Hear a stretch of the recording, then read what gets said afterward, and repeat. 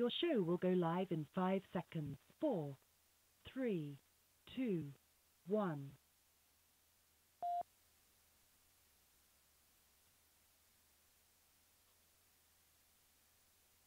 Blog Talk Radio.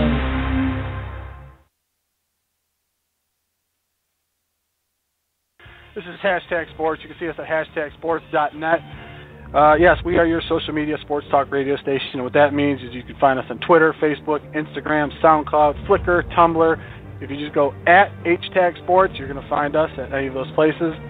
I have a greater responsibility than you can possibly fathom. And I'm looking at the laundry list right now of hosts on this show. For the closer, the loop, and the legend, I am the game. God, how many times am I have to hear these names out of your mouth? Pay that man his money. It's too stupid for me to comment on. Talk about bad decision making. Like, do you have any common sense at all? But I'm guessing they didn't hang out a lot in college. What the hell's going on out here? We got a guy who calls himself the closer. 6'2", 150. It sounds like you have a sunken chest so deep that I could eat 4 bowls of frosted flakes, and I'm great. What else can you say about this guy? No, I'm just getting warmed up. Thomas Luke Proctor. You did cross country in college, is that correct? That's not even a real sports role. You got to play some football. But at 140, man, I'm 40, I could literally bicep curl you for a set of 10. Because, I mean, that's the punchline. I'm funny how? I mean, funny like I'm a clown, I amuse you? I need an old priest and a young priest. Brought to you by Breaking Bad. Legend Granada, 5'9", 230. You're a big dude, and you're a D3 catcher. That means you're a field general, so I kind of respect you. But the bottom line is if you pulled down number 1, I was going to hit a laser beam into the gas, so that would have been your fault. Whoa, time out. I got to open up an internet connection somewhere. Mario, what do we have? 6'5", 240. Man, you're almost the size of a rock. But nevertheless, if we stood in the ring together, all the bimbos in Boston would want a piece of the one-man thrill ride. It would have been funnier if you worked on it when you were watching Duck Dynasty.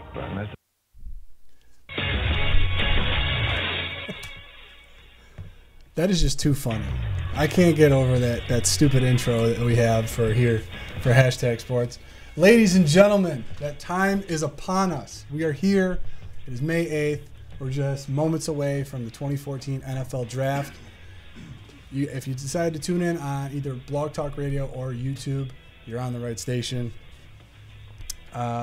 Yes, as was mentioned in the opening, we are your social media sports talk radio station. You can find us on Facebook, Twitter, YouTube, Instagram, SoundCloud, Flickr. Where else are we? We're at Tim Hortons a few times a week. What else? I don't know.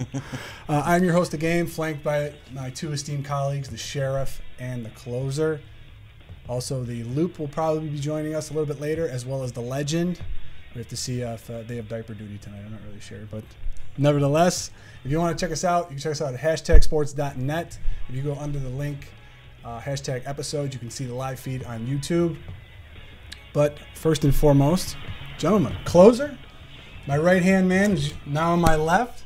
How you doing tonight, sir? I'll tell you what, I can't get enough of this NFL draft pre-show that they're doing. Because they just showed Johnny Manziel throwing a football through a tire from about 4.5 feet away, and that showed just about all the arm strength that he's got right there. You could see him; he crow hopped right into it. Trying to gun that runner out at third, and also the Sheriff. Sheriff, how you doing tonight, sir? Buck. Absolutely. How you doing? I've decided that on my next Christmas, I'm going to have my kids open up presents one every 15 minutes. I want to. So, I think because that's exactly what this feels like. I mean, it does feel a little bit like Christmas. Feels like your birthday in May. So, but the fact is we're going to have to wait every 15 minutes just to unwrap one gift after another. I'm excited though. Are you going to get to trade the gifts? Like, can you call in? Can you phone in? That's a brilliant idea. Actually, I think that happens in every household, doesn't it? Because I know we traded gifts as kids at the Shabbat household. So, yeah. Well, the tyrant has made his way up to the podium to give his initial remarks. What's he doing right now? What's Raji doing? Ticket members right down in front of us. So congratulations, thank you for being here. Yeah, nobody likes you, Raj. Did you hear what Eric Winston had to say about him? What? He said that if Roger Goodell wanted HGH testing as badly as he wants power, the NFL would have it already. Absolutely. That's true. Mm-hmm. That's true. It's hard to argue with. NFL draft is officially open. All right, We are now open What is he, for on business. Wall Street? I'm waiting to hear bells. Are now on the clock. All right. All right, 10 minutes, right? And just to bring in, we have another horseman. The Loop is joining us via telephone. He couldn't make it in tonight to the studio. Loop, how you doing tonight, sir? God, I didn't realize Greg Gagne made it out. He's wearing the Twins uniform, too. Holy cow, this is awesome. I think I love the Gagne. This is actually a Kirby Puckett jersey, FYI. You gotta rock him. Rest in peace, Curbs. It's right. Kirby was awesome. Kirby was amazing. Hey, look, there's gentlemen. Hey, man, love the setup in there. You guys look good. It shows all of your good sides, and I'm just happy to be on the air. See, we've heard that we got a face for radio, Loop. That's kind of the remarks that we've heard. I was gonna say, is my back to you, Loop? Is that because that's probably my best side? I don't even know. But I don't want to do any backstory talk now. Keep it clean. Keep it clean. I am. I is. All right, with about 8:40 left on the clock for the Houston Texans, actually, that's about a minute 19 too long for them. I'd have been at the podium with Goodell if I was the Houston Texans. Can we get a camera zoomed in here though? I just want to show that the Monday issue. If anyone sees this, you see this? Why is this guy on the cover of Sports Illustrated? That's a good question. You know, I'm done with him. I didn't even want to talk about. If he gets drafted in the top 10, I'm gonna lose my mind tonight. He doesn't belong in the top 10. Are you any of you guys a Howard Stern fan?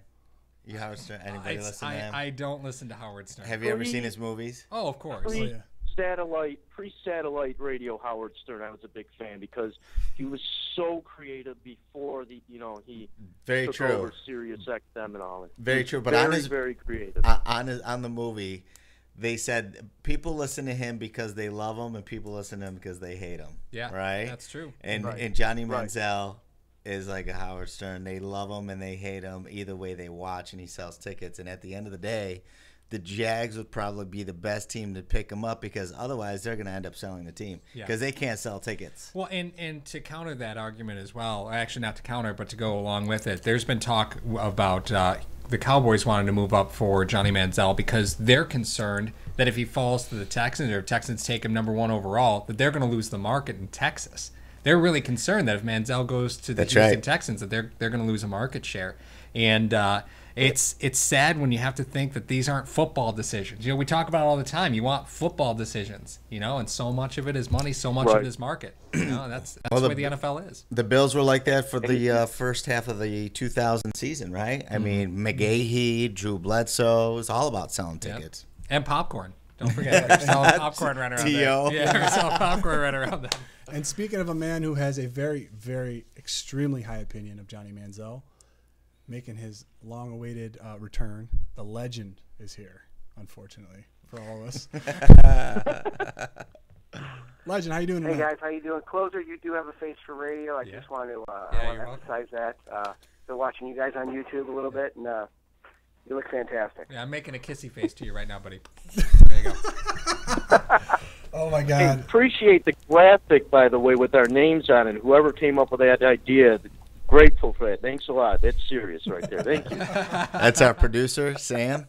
Yes, he's doing cartwheels. Thank you very much. All right, yes. So we got a little bit under 6 minutes for the Houston Texans. Legend, we didn't get a chance to hear from you on the Wednesday show when we did all our top 10 picks. Who do you have Houston taking? I don't know what's taking so long here. Clowney should have been called about an hour ago. In fact, maybe a week ago. They should have signed him. I don't know what's going on here. In fact, I'm almost ready to stop watching football with all this Manziel talk. But if Clowney isn't taking number 1, I don't know what's going to happen. throw in the towel on the whole draft because he's the best player on the board. Yeah, we posted an article about that on #sports.net today about what could happen if Houston does or doesn't take Clowney. Because if Houston doesn't take Clowney, the St. Louis Rams will not hold on to the second pick. They at that point are going to sell it to the highest bidder, which will probably be Atlanta at that point, because Atlanta's going to want to jump Jacksonville. Can't turn down Clowney. They'll mortgage the house for him. I don't think there's any question there. But Houston sets the pace for the draft. If they don't take Clowney, things could get ugly real quick. Real quick. I think they're looking for a trade right now.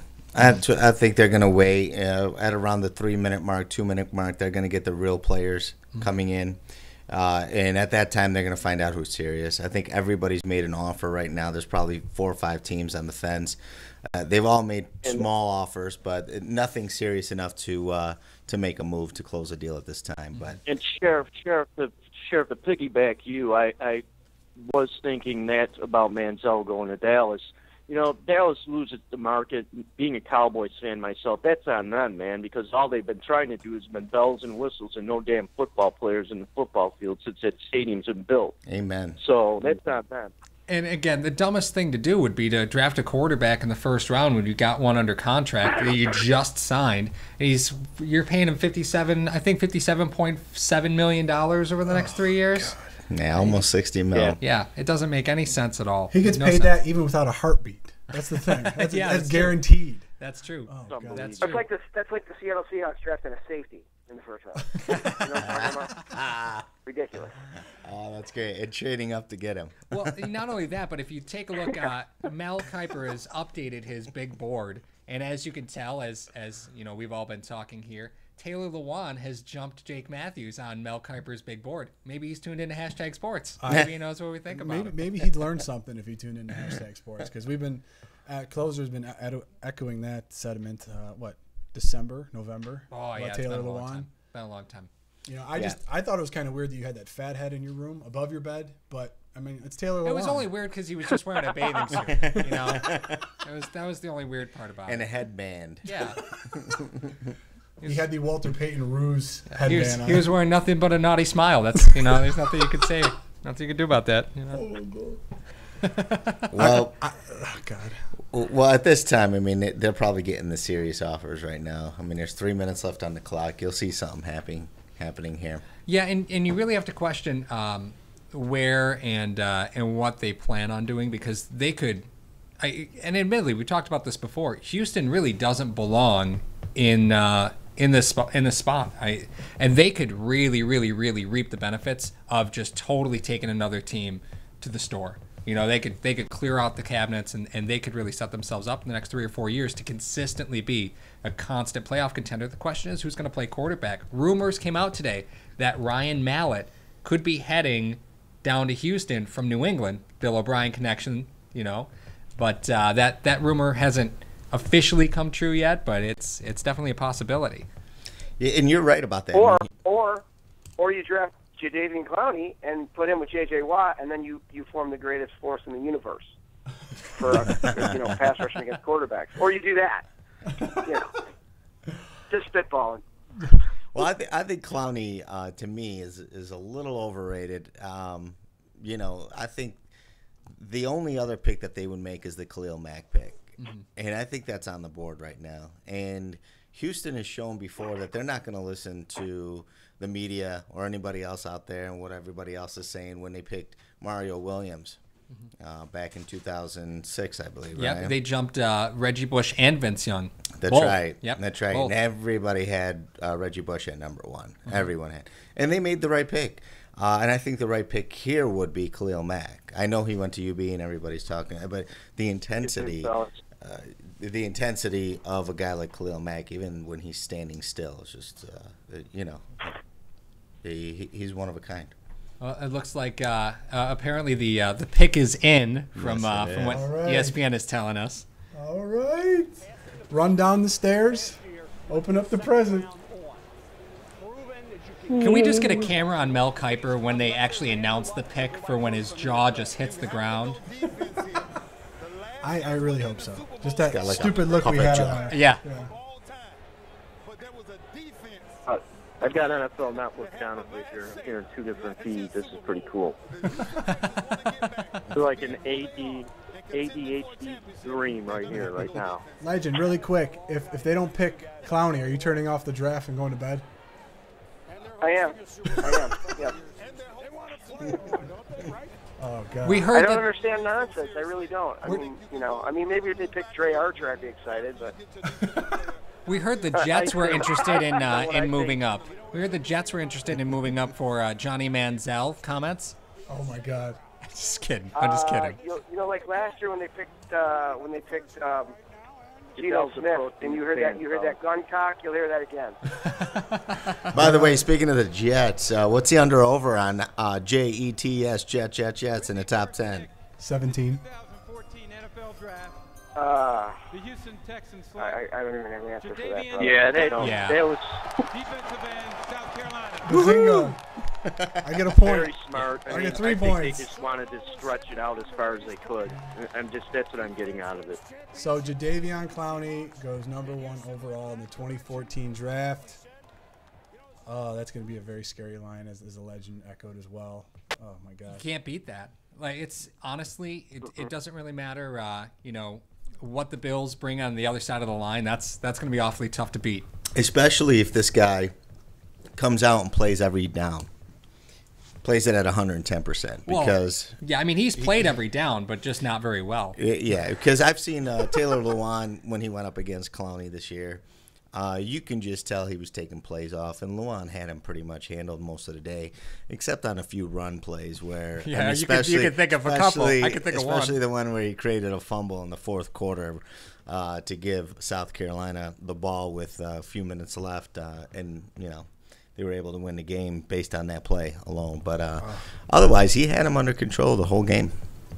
That's about as excited as you'll ever see Jadeveon Clowney. That's excitement.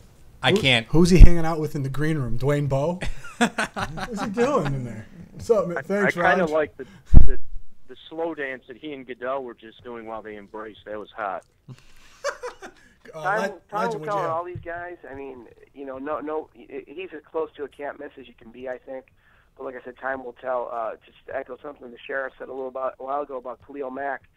I'm going to wait to see on him. I know a lot of you guys in the Buffalo area are very excited about Khalil Mack and what he can do, and there are guys that have become late bloomers and have been excellent football players in the NFL, but something bothers me about why he got out of the state of Florida to go play at the University of Buffalo. Now, like I said, he could be a late bloomer, but time will tell. I mean, there's a lot of great Division I schools in Florida. He's from Florida, and he got out of there. So, there's actually an answer for that, and I hear what you're saying. But Rutgers, I don't know if you remember, about 10 years ago, Rutgers made it to a bowl game for like the first time in like 40, 50 years or something like that. And the recipe was to go down to the state of Florida and pick up a bunch of guys. Because Florida breeds the most football players, and just picking up the scraps, you're gonna get some great players. You are. I mean, they're I don't know what they've got in their food down there, but they do breed great football players. And you want guys that have that chip on their shoulder. The guys that weren't recruited. That's what you want. And that builds drive and that builds character. And Mack certainly has bloomed into one hell of a football player. I mean, you can't deny that. I get that. I get that he's been playing well, but he is at UB. It's not like the guy fell off the map from Florida that chose not to go to Florida and then went to Alabama, or chose not to go to Florida and went to USC. He chose not to go to Florida and he went to University of Buffalo. Yeah. What do you think? It's got to ring a little bit of a bell with you guys. Like, McNabb went to Syracuse. Yeah. Randy Moss went to Marshall. I mean, you pick up gems everywhere. Randy Moss went to Florida State first. So you gotta, that's a little different. Then he went to Marshall. He got kicked out of Florida State. Yeah, Legend, I'm gonna ask you a question. Do you think that the question was in his head that maybe he wouldn't start the first year and a half and then jump in like on a University of Florida, or did he make the choice just to go for four full years at University of Buffalo? I mean, could it be that type of thing too? I mean, he is just as good as any player from that state to be in any college. So I don't know. Would that be taken into account too? at that level, Loop, I would say you're right. And Guy did play well versus some quality teams this year. Including Ohio Even State. though you guys got blown out by Baylor, you know, it's not Mack's fault you got blown out by Baylor. Played well versus Ohio State. But, you know, overall, you're not playing in the high-caliber competition that I'd like to see. And that, normally that doesn't matter for a lot of different positions. I would say it matters the most for quarterback. You're not going to go draft a Division III quarterback. It's very rare that you have even one AA quarterback. I don't even know what the hell that's called now. FCC, FC, whatever the hell they call it now. But you got a couple guys. You got a couple guys in the league. Tony Romo, okay, was a 1AA quarterback. McNair, the guy that they gave way too much money to in Baltimore. Closer knows that guy. He was a 1AA quarterback. I mean, he was a 1A quarterback first. Don't get me wrong. He went to Pitt, so he did have the skills, and then he transferred to Delaware to play. But linebacker, I would like to see linebackers go up against a little bit, you know, better competition, a little bit better offensive lines. I don't say you have to play 300-pound offensive lines every game, but you'd like to see it a little bit. UVD doesn't play the greatest competition. Yeah, but even though he wasn't going against elite competition, not to say that he didn't play elite competition, but because he wasn't going against elite competition week in and week out, this is a guy that was double and triple teamed and still impactful. And you take a look at Clowney, who had really an absolutely subpar senior season. He turns out to be the #1 overall pick. And you look at Khalil Mack, and statistically, Mack was far exceeding everything that Clowney did this season. And Mack had more guys to go through. Even though the competition wasn't great, it's got to be harder to go around more bodies at some point. Yeah, he's gonna love playing in the NFL because he's not gonna get doubled and triple teamed and chipped with 7 guys every play. I mean, it's just.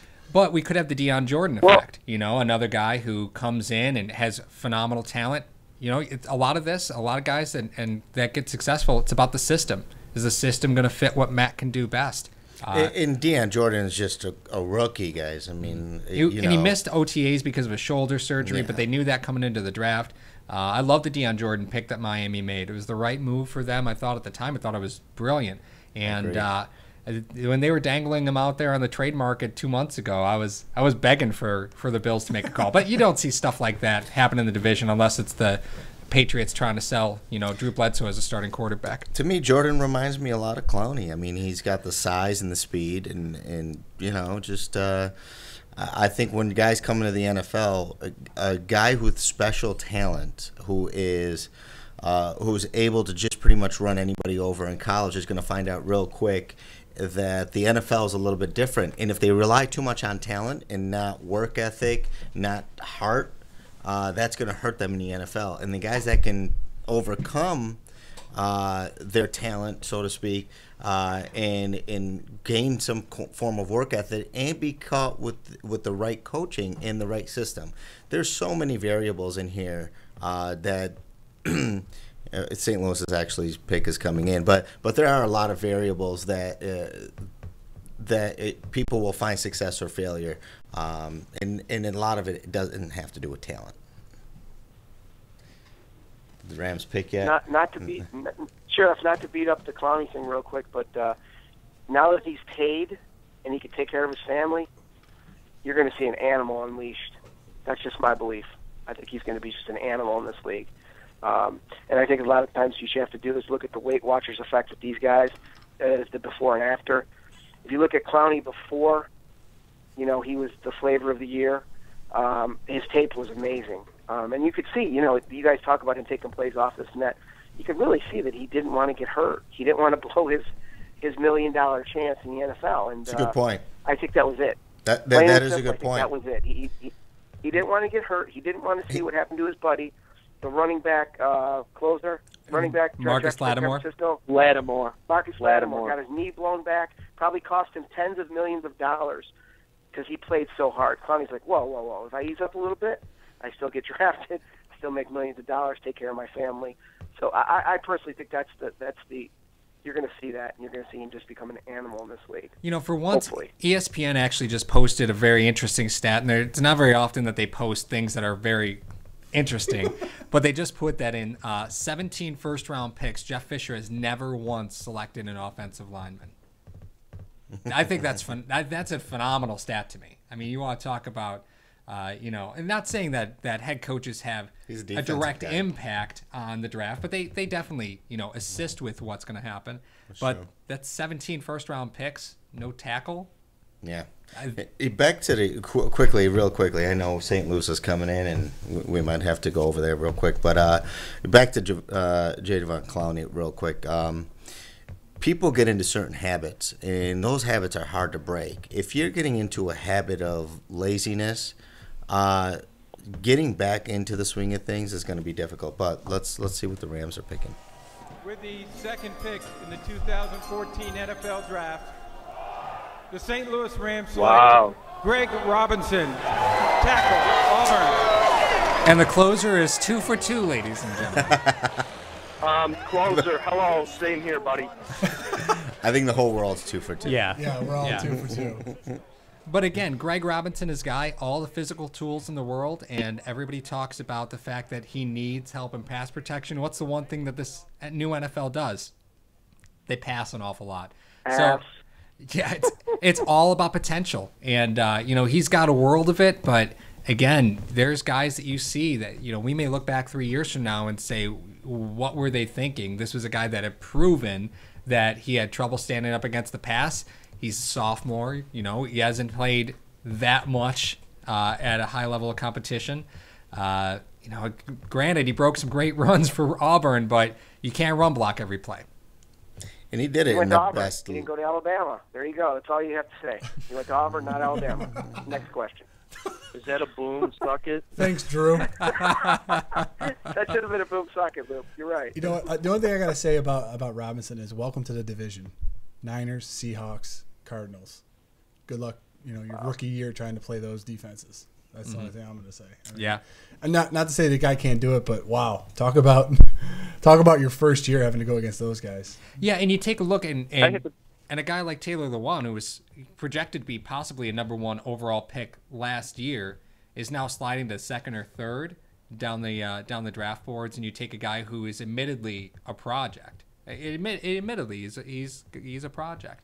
And you take a polished project like Matthews or a polished player like Lewan, and again, potential wins out. It always will in the NFL draft. Teams love potential, and I just never understood it. Out. Yeah, these are 2 teams that didn't necessarily need these picks. St. Louis was gifted into this pick. The only way that they were going to get rid of it is if Clowney was still on the board. Then they had no reason to keep it. Yeah. Guys, I'm loving this YouTube feed. I mean, you guys are selling yourself short about this broadcast, this simulcast live. This is unbelievable stuff. Tapping into ESPN, tapping into all these avenues, and then you have the side shot of you 3, and, this is done right here. Well, I like it. Loop, if I could break away from the draft a little bit and what's going on, I don't know if you heard it. I think Legend heard it. I'm about to kill Closer for his little Drew Bledsoe shot that he threw at me before. I heard it. He knows the history, and just after he just starts laughing at me, I'm gonna, Sheriff. I hope this place is insured. That's all I hope. I need some key man policies on you boys. Yeah. What? I did tell the game in an email earlier today, not in person, in an email, that I'm not worried about his slow twitch Division III quarterback right hand. So. Oh my God. Sheriff, I think you need to take the center helm and those sit opposite.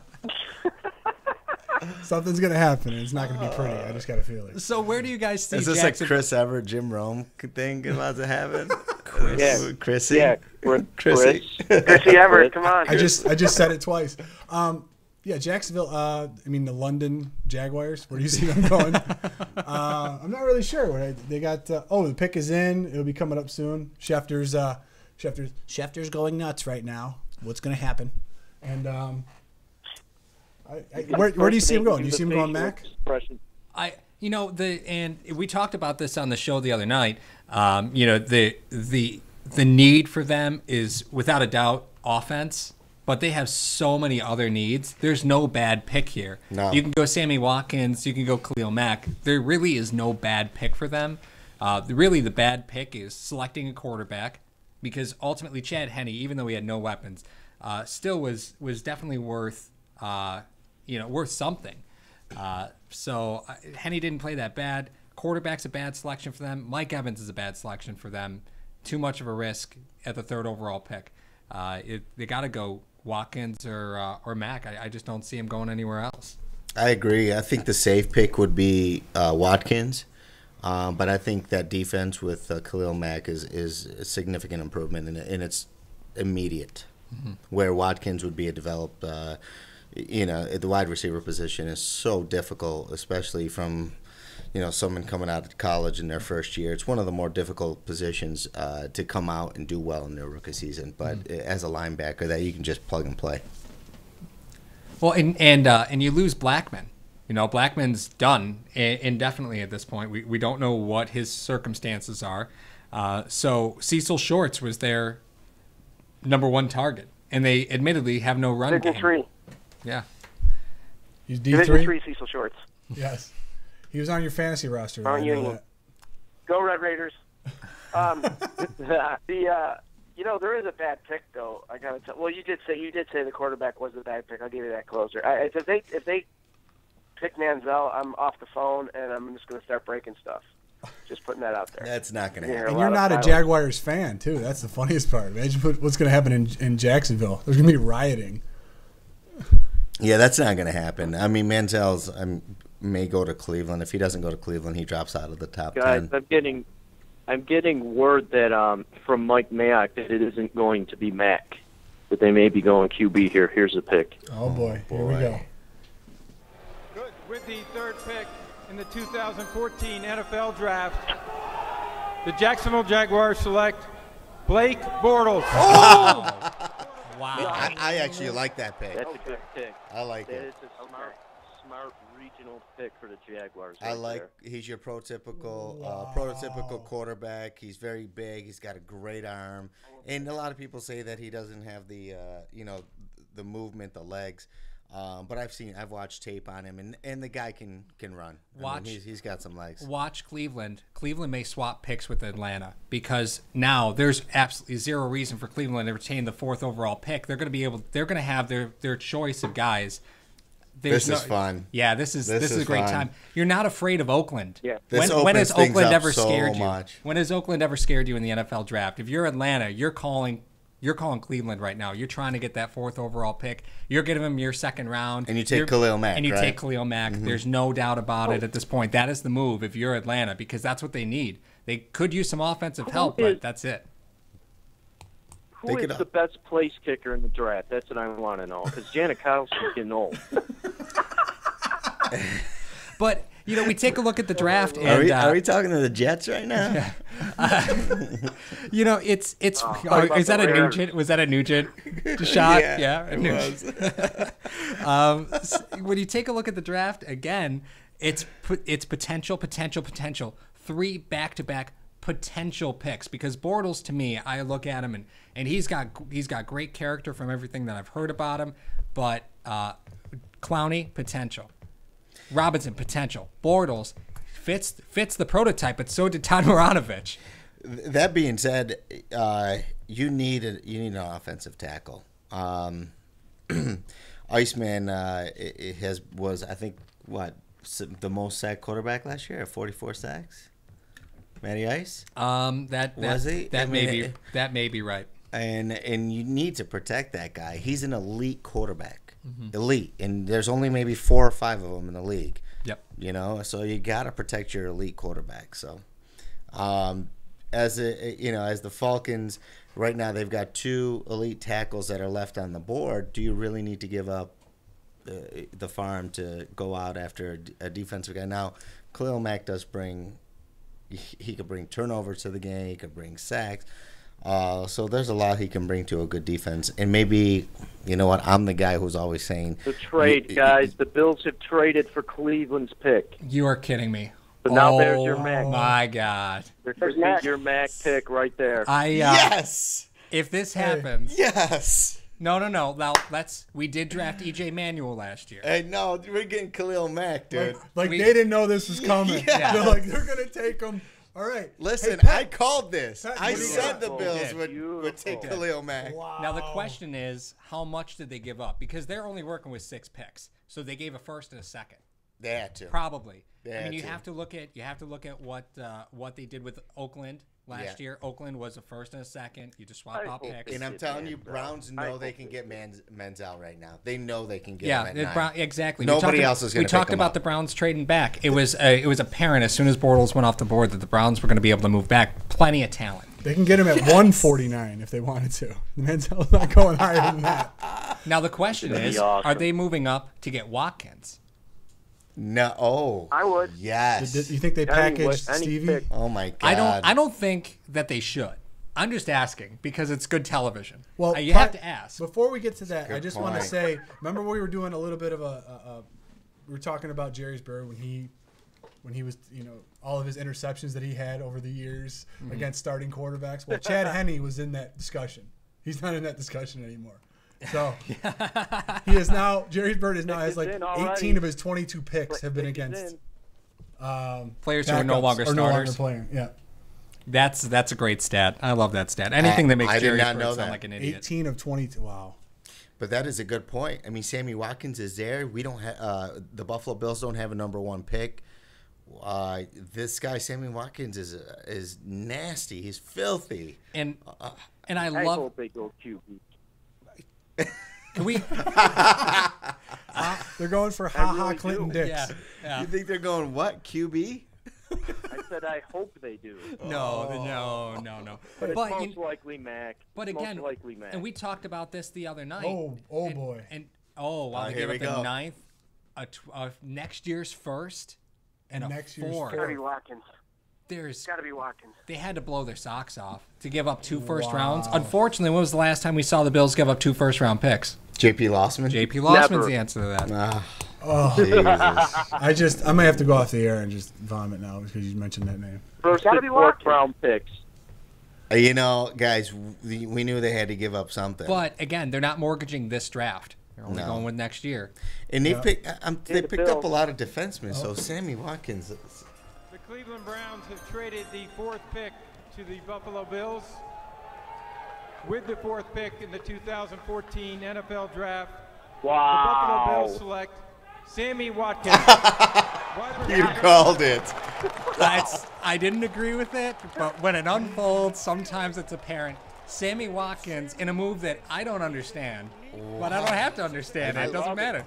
I think Game called it too, didn't you call? I mean, didn't you say Sammy Watkins, take over for Stevie? How does Khalil Mack? Stevie's owed $9 million next year. How does Khalil Mack slip to Oakland at 5? How? How does he slip to Oakland at 5? Don't worry, Poser. Don't worry. They're not going to draft him. When have That's they ever probably made a true. good pick? That's probably true. That's why I said who's the best place kicker in the draft. So Sammy Watkins goes to the Bills, and Jankowski's got to be near 40 now. those I old know this was a old couple Pollocks. picks ago now, but Bortles, I just wanted to get this in there. I was talking to the game earlier, and I was telling Game that Bortles was the best quarterback in this draft. But nonetheless, I don't think there's a first-round quarterback in the draft. He's kind of the best of the worst. He's kind of like a politician. Who are we going to vote for this year? I will vote for this guy. He's the best of the worst.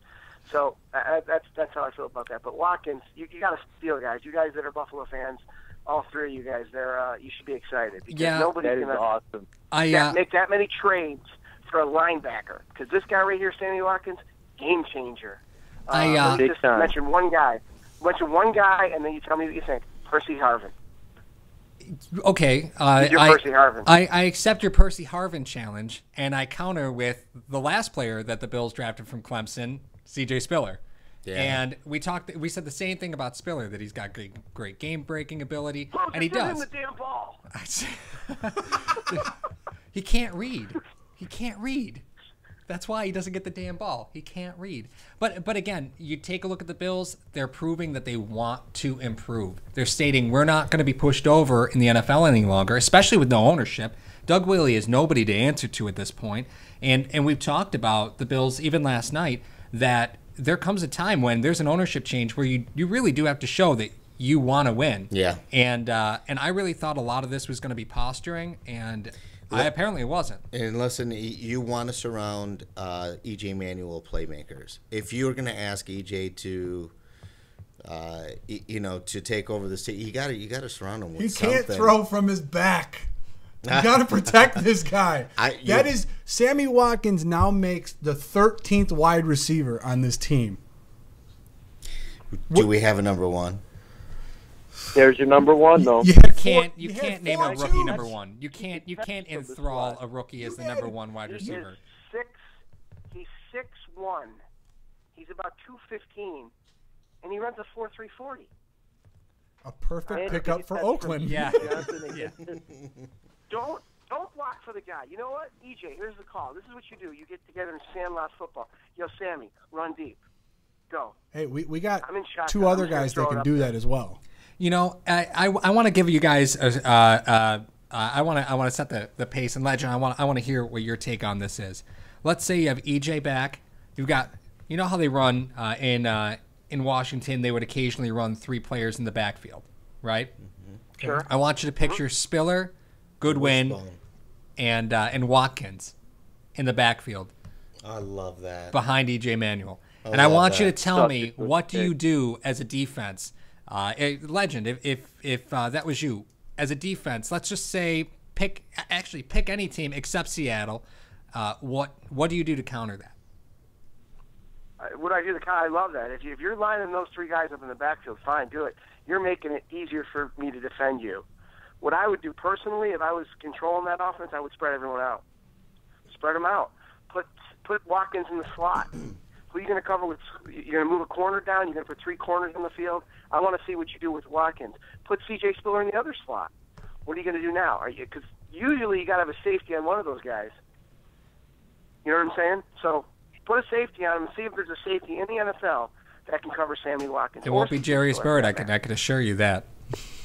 I got you. I like your your wishbone formation with 3 speedy guys, and they're not going to run between the tackles, so we know that. So it's either going to be stretch right, stretch left, right? Right. But I think this is kind of what they're doing with Patterson out in Minnesota. Mm-hmm. They're putting him in the backfield and they're giving them the ball, and the guy's breaking 75-yard touchdowns. And he's doing it consistently. He's done it probably 4 times in the last 8 games of the season. And it did take a while to reel in exactly what his role was going to be on that team. It took a long time for them to figure out exactly what his skill set was. I really, when Minnesota made the pick for Cordell Patterson, I really thought it was a stretch. I thought he had phenomenal talent, but I didn't see it. And the last 4 weeks made me look like a fool. There's plenty of football to go this year, so we'll see what happens. But if you're Oakland, where do you go now? What are the options? Legend, Tommy, where are you going right now? Well, with the idiocy of the Oakland Raiders in years past, the dumbest pick they can make is Johnny Manziel. So I look for them to pick Johnny Manziel because they're stupid. That's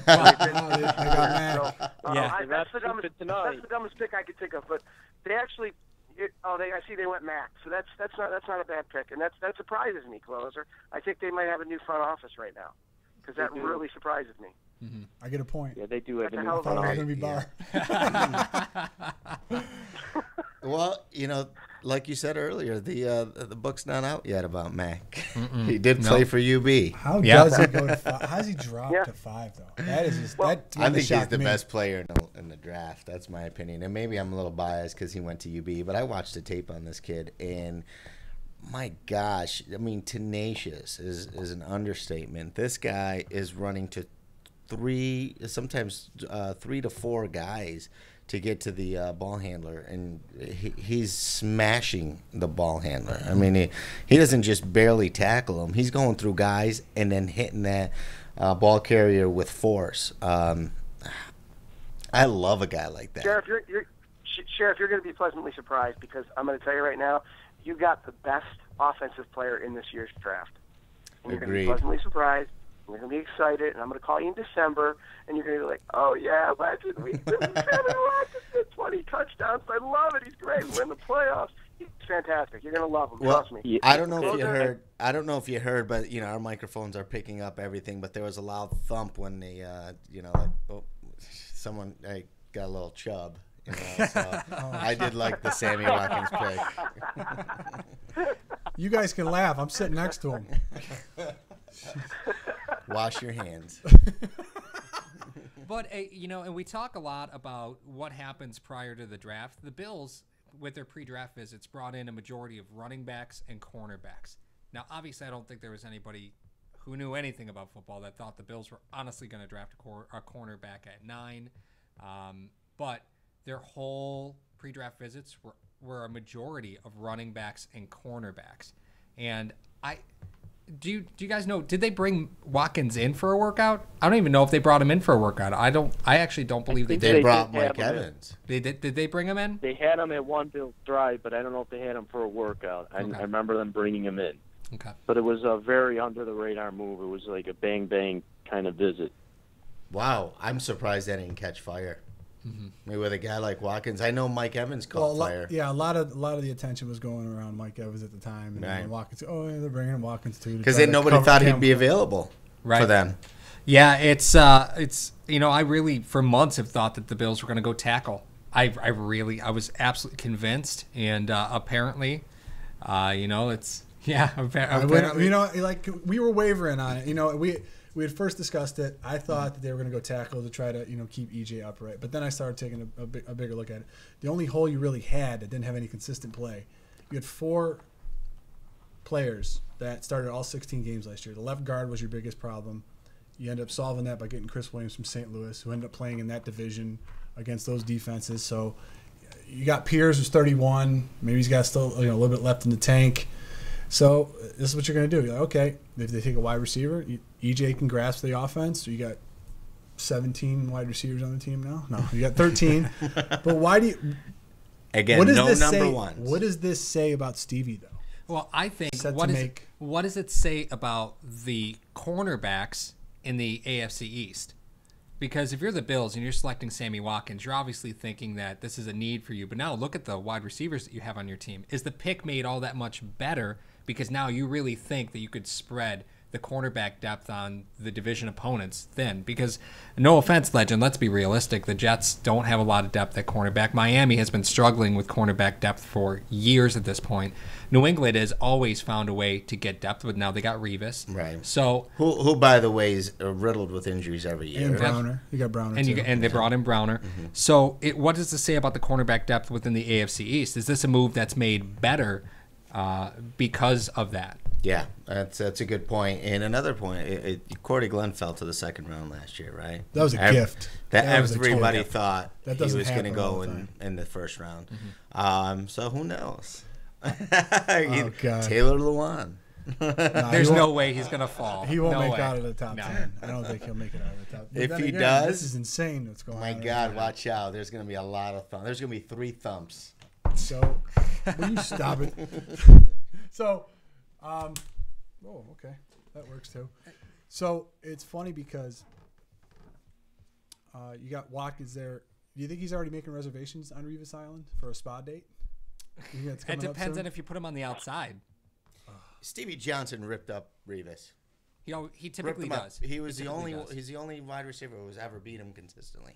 And he really does. He did it every time. And Stevie does a great job of getting away from man coverage, which is what Revis plays. Right. That the whole reason you get Revis is to run man. You don't get Revis to run zone. Right. I think the only play that Revis really got us on was that pick 6. And that was kind of a pass interference, if you ask me. Well, not only that, but Revis does have only 2 career sacks, and both of them are against the Bills. Yeah.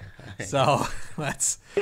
Game, I'm looking at you guys on YouTube right now, and I don't see any bongs on the table.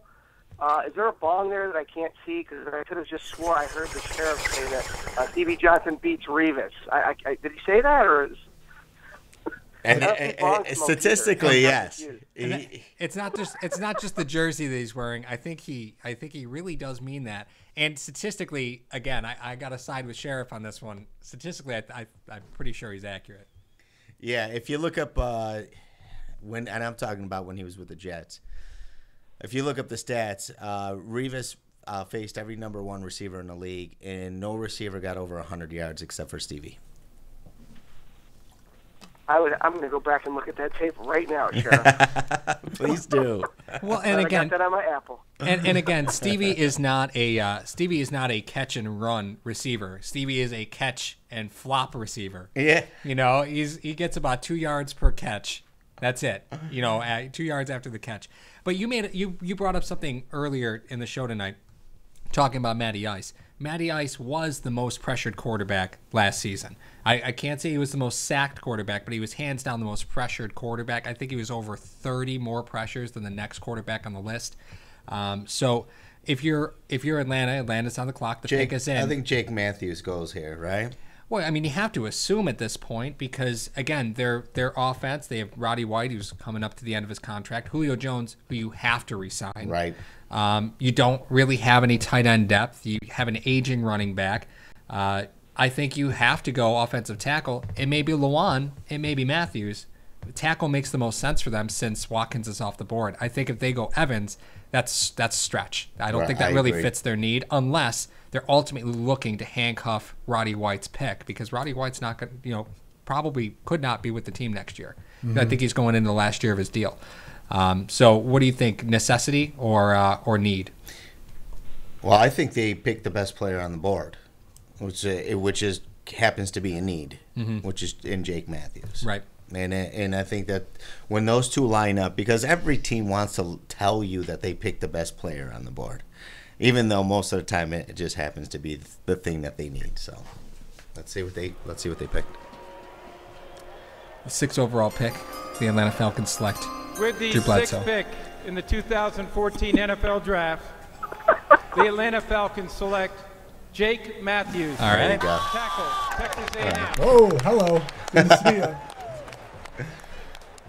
And the 7th pick overall in the 2014 draft, select his father, coming out of retirement, Bruce Matthews, from USC. I love guys that come from good pedigree like this. I mean, from football families. Anytime you get the opportunity to pick a guy who's, second, third, fourth generation, those guys, those guys don't come around that often. I think this is a great pick. And, Game, you had a lot of great things to say earlier off the air about Jake Matthews. Well, like you just mentioned, it's the pedigree. The guy, he played both right and left tackle. And the one thing that I did mention, I think you're alluding to, was when he was playing in that offense with good old Johnny Football back there, you didn't know where Manziel was going to go. And so he's got his back to Manziel. You have to try to read the defender in front of you who's running left, running right, trying to catch him, doing all this crazy stuff. So he had to adjust his, he basically had to have different footwork than any other lineman. So, but I love when tackles are drafted this early because you draft a tackle this high you're like, okay, you're left tackle, you're right tackle the next 10 to 12 years. I'll see you later. We can go pick another team around you now. Okay? You just learn a position, do your job. We're good. That's the difference about the O-line and all these skill guys. Is you just draft a good tackle, keep him there for a decade and a half, and all right, see you later. The ESPN had some kind of special about the draft and teams that have won the Super Bowl with their number one picks. 5 number one picks overall were quarterbacks, and the other 2 were tackles. Mm-hmm. So I guess the lesson here is it's either a quarterback or a tackle, but it starts there, I think.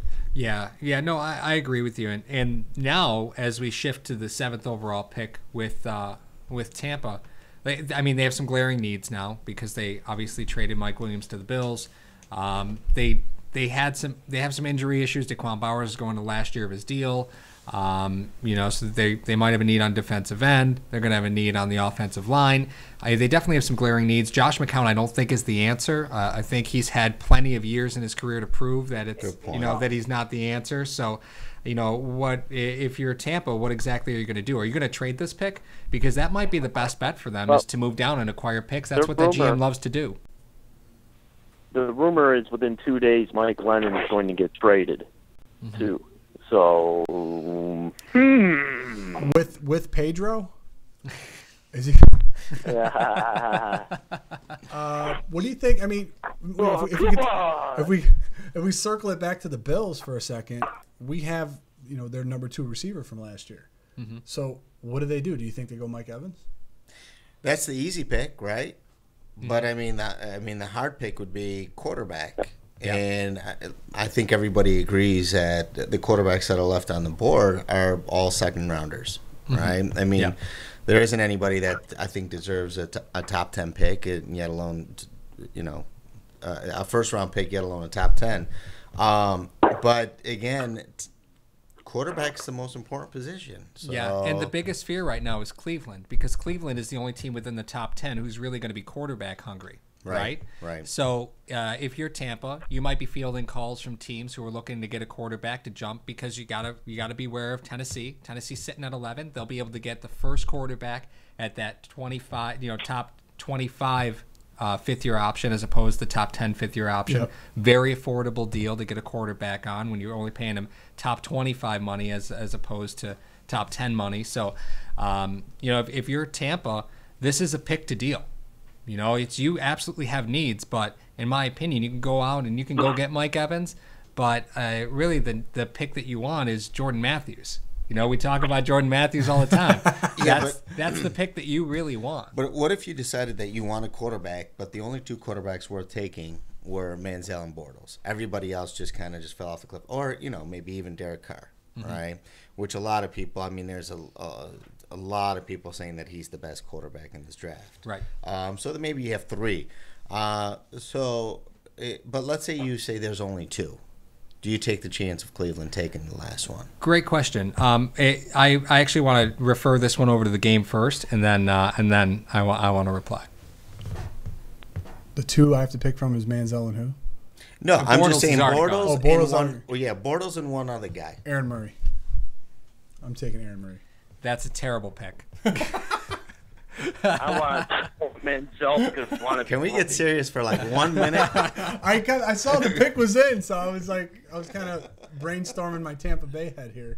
Well, if you're Tampa and it's Manziel or nothing, why would you have McCown? And I'm not saying it's Manziel. I'm saying it's whoever the second-rated quarterback you have on your board. There's no rush to take a quarterback. They still have 2 more years after this year of Glennon, because he's on a 4-year deal because of when he was drafted. He's making nothing, so there's no rush to draft a quarterback. And odds are, if you want to win. Well, I know, but odds are you're going to go out and McCown probably is not going to be as good as he was in his 6 games in Chicago. Glennon's going to come in, give you maybe 500% football.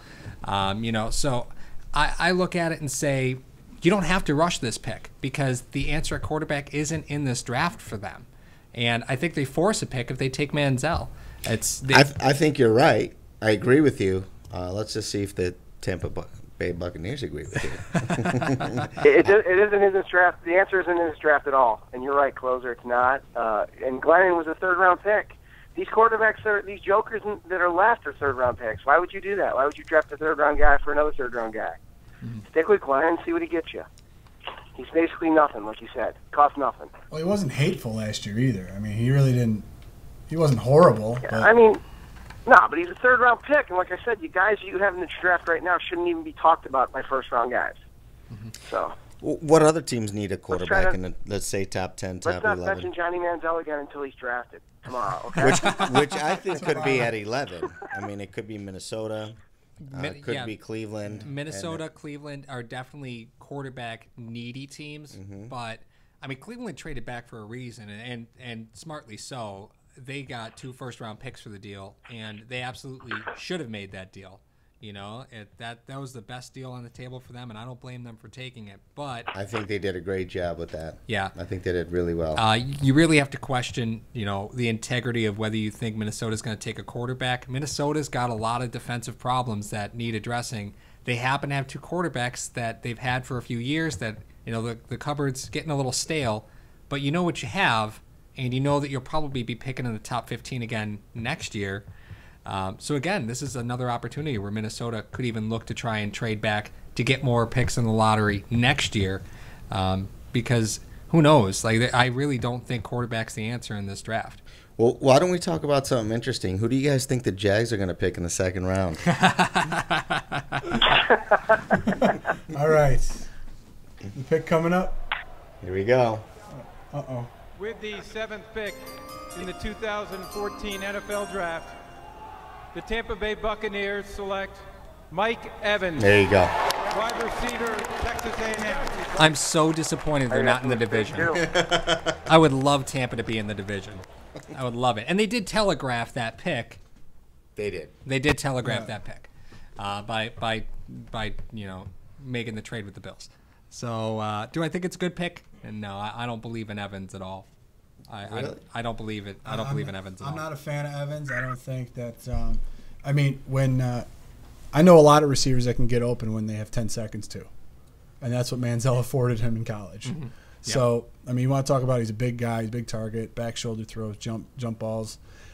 He's not a very strong guy, at the line. So I don't know how he's going to get those NFL cornerbacks off of him right off the line. What do you think, Sheriff? I've seen some of the tape on him. I think he's tough. He's not a guy. I've seen him break tackle after tackle and get that extra 3-4 yards. And a lot of guys, especially at the wide receiver position, a lot of guys tend to go out of bounds where he tends to try to stay in and fight it out. I've also seen him go for jump balls. The guy can leap. So I like him. He ran, I don't know, was it almost a 5'8", 5'9", a few months ago, and then it came in the combine and ran a 4'8", 4'9", and I think he shaved off 3/4 of a second. I'm saying 3 points of a second. What did he run? A 4.51 in the combine? 4 or a 4.49, something like that. He ran the second fastest. We'll spot check that stat. But you take a look at the footballs that he's been throwing to, that have been thrown to him, like beach balls. They are. He's not catching lasers. No, he's not catching. He's catching a 5-yard in the middle. But I think he's a tough kid, and I think he's. Who's his quarterback again? Legend. Johnny something, Johnny Utah, maybe. Johnny from Ohio State. Written all over him like Bo Derek, guys. I'm telling you. Johnny Utah. What a great reference. I just saw that movie. That was a great movie. Even today, it's still great. Utah. Give me 2. Yeah. Absolutely. That was before what's his name went batshit crazy. Gary. Busey? Busey. He was great in that movie. Oh, he was always. Oh, man. That's true. He was always bat poop crazy. So. What do you say, Jack? You want a shot at the title? Yeah. Okay. So ESPN has. Am I losing my mind here? ESPN has I saw that Cleveland too. at 8. Yeah. Cleveland's not. But the Bills had the 9th pick. So was there a Minnesota Cleveland swap that we missed? That's a good. Yeah, point. they just. Wow. Did it. Oh, they did. They swapped picks for a 5th round. Wow. So they get Manziel. So then they'll get Manziel. If you're Minnesota, why not take the 5th pick? Why not? What's the difference? This is the only team that could draft Manziel. And you know why? Because they're the Cleveland Browns. Because they're going to be bad forever. So they're the only team that can do this. Baby. Yeah, but where do you think this pick is coming from Cleveland? Is it from the owner? You know what, Bridgewater. It's not from Mike Patton. Mike Patton would not draft Johnny Utah. But my pick would be Bridgewater here, and because as I was being, a dumbass joker like I am always, but they did a study. They blew $100,000 on 3 quarterbacks recently. There was a Deadspin article during the day, and all of it came out Teddy Bridgewater. So I wouldn't be surprised if they went Bridgewater here, unless that was smokescreen. Just to get Manziel. But they swapped, and I think both teams will end up getting QBs here because let's face it, it's a joke. Yeah, it'll be an upgrade from whatever they have right now. And again, they may want to swap with Minnesota in fear, one, that the quarterback that they want, if they're tagging Johnny Manziel or another quarterback on the board, in fear that Minnesota could take him, or they want to make sure that they get the next best cornerback on the board because Minnesota's definitely got some depth issues there. So for a 5th round pick, if you're Minnesota, slide down 1, you'll take sloppy seconds from Cleveland. Yeah, what's the difference? We all know Cleveland doesn't know what the hell they're doing anyway. Right. So whoever they Cleveland's pick is going to be the wrong pick. I mean, corner or quarter? Quarter. They've got to take a quarter here. That's the only reason they make this trade is to take a quarterback. They fear Minnesota, but you got to realize if Minnesota makes that trade with you, they weren't going to pick. They weren't going to pick a quarterback anyway. Right. Yeah. Or maybe they are, and they're just wanting Cleveland to pick the wrong one, so they can pick the right one. Right.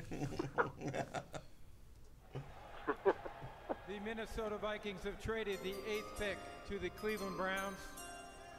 With the 8th pick in the 2014 NFL Draft, the Cleveland Browns select Justin Gilbert. What? What can I say, folks? What can I say? 5-second delay. Who did they pick? I didn't hear that. Who did they pick? Justin Gilbert. Justin Gilbert. That's crazy. That is fantastic. Before Anthony Barr. That is fantastic. That's your boy, isn't it? Oh, my God. Justin Gilbert? I love Justin Gilbert. Sheriff. Yeah.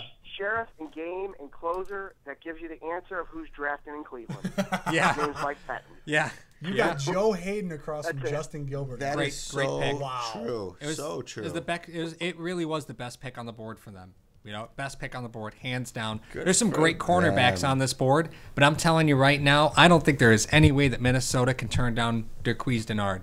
He's too physical. He's too good. You think so? What about what's? I don't think anybody in the AFC North is going to complete a pass on the Browns this year. I don't think that's going to happen.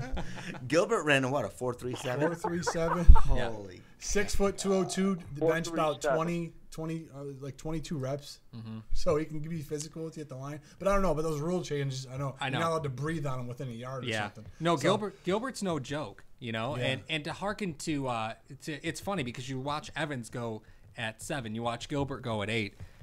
You give me a wide receiver who can't get off press coverage, and I'll show you a wide receiver who's drafted in the 3rd round. Yeah. Like you don't draft a wide receiver who can't get off press coverage in the top 7. You don't do it. It's amazing too that they draft Gilbert with the 8th pick to try to help Whitner.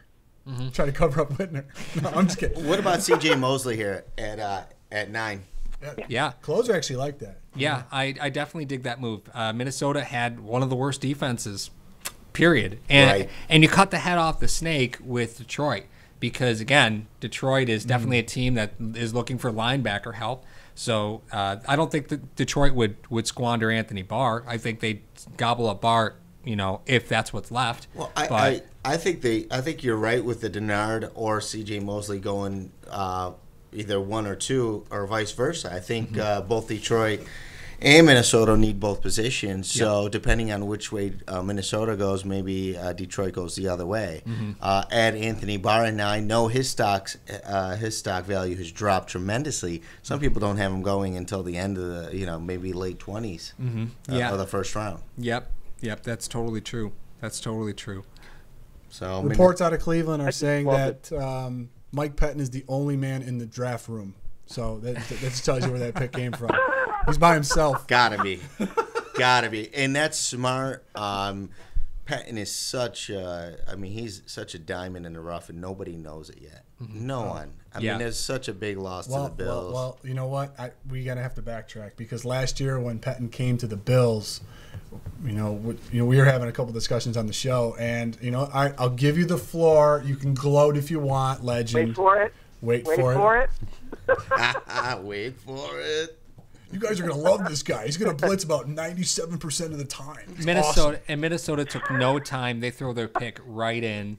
Obviously, I think that phone call was probably pretty clear as far as who they were gonna pick up. Minnesota's pick is in right away. No doubt, right? No doubt for them. Why not? At this point, the draft has played out such an amazing way for them. Mm-hmm. There's no doubt where you go in their mind.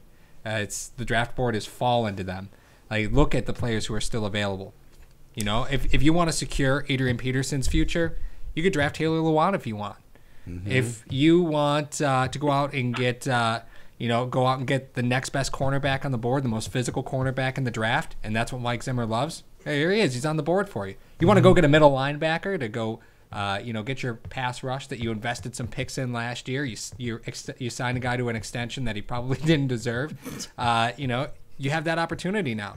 So it's just really interesting how the draft all plays out. Again, I can't wait to see what Minnesota does. Yeah, that's a great Game, point. could you help the closer Climax already, please? Could you help him there? Wow. Wow. I hate you. Can we do? You made it rain in here the other night. I'm not doing anything like that. He's sitting there like this. What's up? Just for the record, we're gonna hand check in the studio. Hand check. Mario, 2 hands. Mario, hand check. Thank you. God, I'm just, this is making me hate this draft even more. I just see. You told me. Manziel You said going last to the night you Cowboys. loved it. No, I meant like right now, this situation. No, I loved it because of the show. The specific show yesterday, #sports. The show. You guys, guys in the room, we were talking about everything, and it was just common sense talk, and that's why I really enjoyed it. And You just hate the commercials. Is that what we're hearing? I'm just gonna hate. I'm just gonna hate it if Manziel goes to Dallas, and I just. Are you a Dallas fan? Oh yeah. Oh, I hope Manziel goes to Dallas. Proctor, Loop. I mean, it could be worse. I mean, I'm pretty sure. Someone stole my wallet. And I think it's Stevie Johnson over here to my right, so I'm going to be frisking him in about 10 minutes. Could be worse. His left arm is below the table. Careful now, fellas. Just let me have the credit card. You can have the rest of it. Yeah, max that thing out. All $2 of mine. Okay. I don't even remember what we were talking about. Could they even? Because we're that off. Why are we here? You think they trade back? Minnesota? I mean, you said all these wonderful options that they have. Well, to play with. ESPN does have the pick is in, which typically means that they haven't traded back. Yeah, I mean, they flashed that thing up there. The pick is in. Is it coming from Minnesota? Or is the guy walking it to New York? I don't know. Maybe making the jersey. Who knows? Yeah, I bet you. They got a seamstress in the back. There's probably still snow up there. Yeah, I think the pick is already in, and they'll go to tape. This happened 5 minutes ago while you were on commercial. God, why didn't I have a Jeopardy theme loaded on this bad boy? It would have been hilarious. Via somebody's basement feed. So let's all take a guess. Who's he take, closer? I'm going QB here. QB? And there's several names to that position that are still available. Yeah. I'm going Denard, no doubt. Denard. I'm in agreement with you. I think The Denard. 9th pick in the 2014 NFL Draft, the Minnesota Vikings select Anthony Barr. Oh my God! We just talked about it. Boy, stretch. Wow, that is a stretch for Barr. Let's be realistic. He went top 10, and he was rated the second best behind Khalil Mack. He right? was all year. He was. Yep. And his stock dropped recently. But obviously, maybe the Vikings thought something that and maybe they were the ones who started the rumors about his stock dropping. Yeah, who knows? Just so they can get him. Yeah, I had Barr going to Detroit, the pick after this. So I did have Barr going in the top 10. You don't get any extra points because it's still within the division. Yeah, it doesn't matter. But even with that being said, I think. In retrospect, I thought that was a stretch then. I still think that this is a stretch now. Mosley or Denard to Detroit? Got to be one of them. Mosley. Oh, yeah. I mean, Detroit is in need of linebackers. Right. They're just in need of linebackers. They got to have them. You don't think they take the hometown boy with Lewan? I mean, played in Michigan. You got to go Mosley. Didn't Detroit? Okay. Well, I remember a game. Was it last year? Or Michigan? Yeah, you're right. He played up there too. So yeah, Denard played at Michigan State. I don't know. Caldwell is an offensive mind now. We all know this, so I wouldn't be surprised they went offensive side of the ball either. And Detroit's pick is in right away too. Like again. Well, you got to think. I mean, he did have Peyton Manning, but I think it was the 3 drafts that Caldwell had. They took defense. Oh, and Barry. Hey. Detroit Lions selection. Please welcome one of the greatest players in NFL history. And the guy who hates Detroit. Scott Mitchell's arm still in him. That's what I want to know. Come on, Barry. Shake and bake the commissioner. Shake and bake him. Man, you can't even see his face. Thanks again, fans, for voting me. Can we get Barry a phone book, please? 25 last year. Give him a booster. Fans will vote one of these stars on the cover of Madden NFL 15. For more info, go to maddencover.com. Somebody get him a phone book. Fans, you're on the clock. We've got better production in this room. To announce that with the 10th pick in the 2014 NFL Draft, the Detroit Lions select Eric Ebron. Oh my God!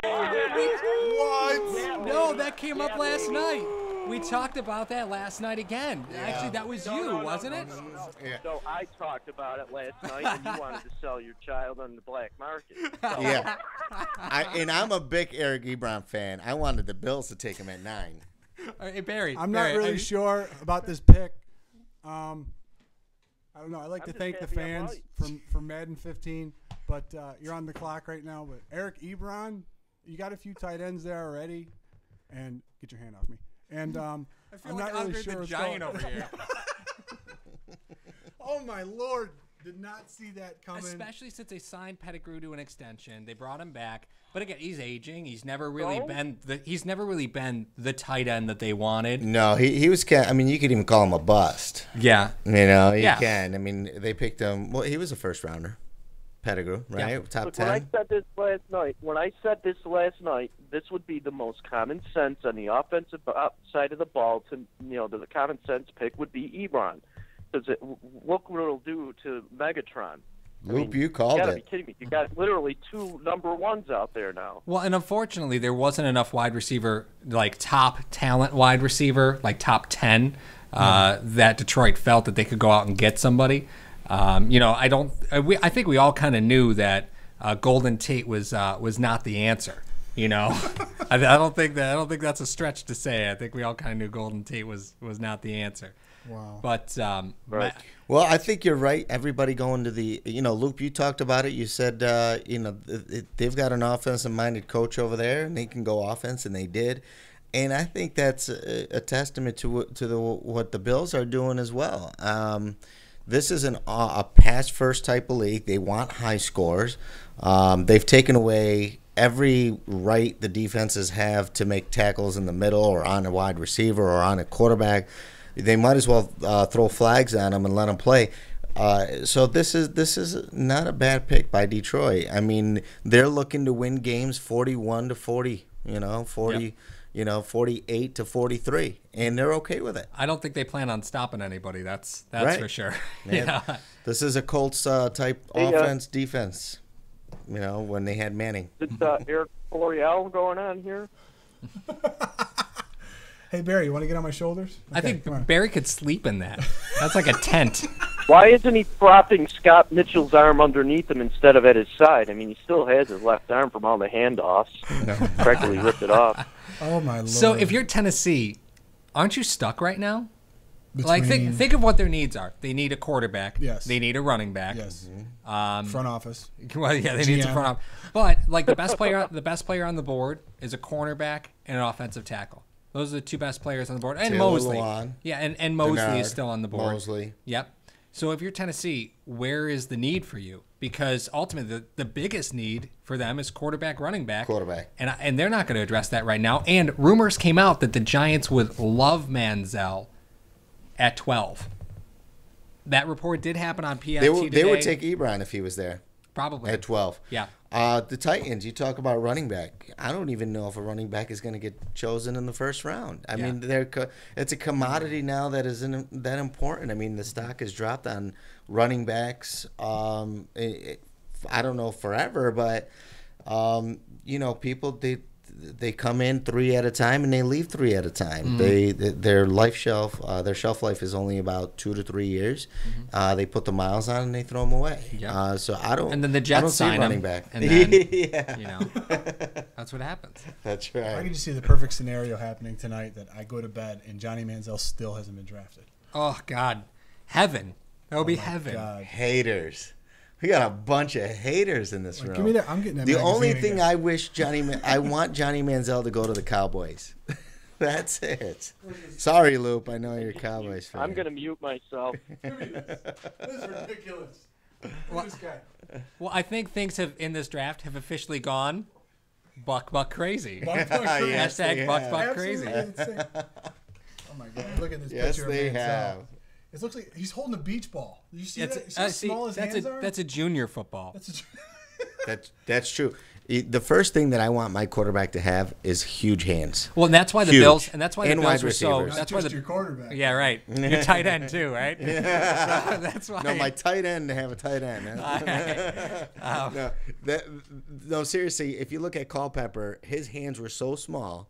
He used to fumble the ball once out of every 8 touches. Mm-hmm. I mean, you just can't hold on to the ball with small hands. And when Doug Whaley talked about the draft of E.J. Manuel last year, he said, listen, this guy he's got the biggest hands at the combine for a quarterback.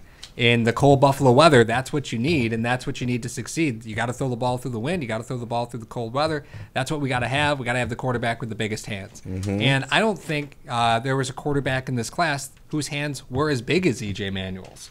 No, there wasn't. I agree. They had a couple. Logan Thomas was the only guy who was even close. I don't even qualify him as qualify him as a quarterback. Yeah, he would definitely be a tight end in the league somewhere, or where else could you put him? I mean, really, where else could you put him? Right, flanker tight end. Johnny, I hate you. Anyway, well, not you, Johnny. That one. I brought up some battery mates. We got time. Let's roll through this real quick. Yeah, let's go. So, we talked about the it teams. Texas A&M was the it team with Jake Matthews and Johnny Manziel and Mike Evans. And every year there's always a it team or two. A lot of times, Alabama's usually an it team, but you don't have to talk about them. They're just perennially an it team. Yes. So I went back and I pulled some. Obviously, you had Tavon Austin, Stedman Bailey, and Geno Smith, right? Yes. They all went in the top 3 rounds.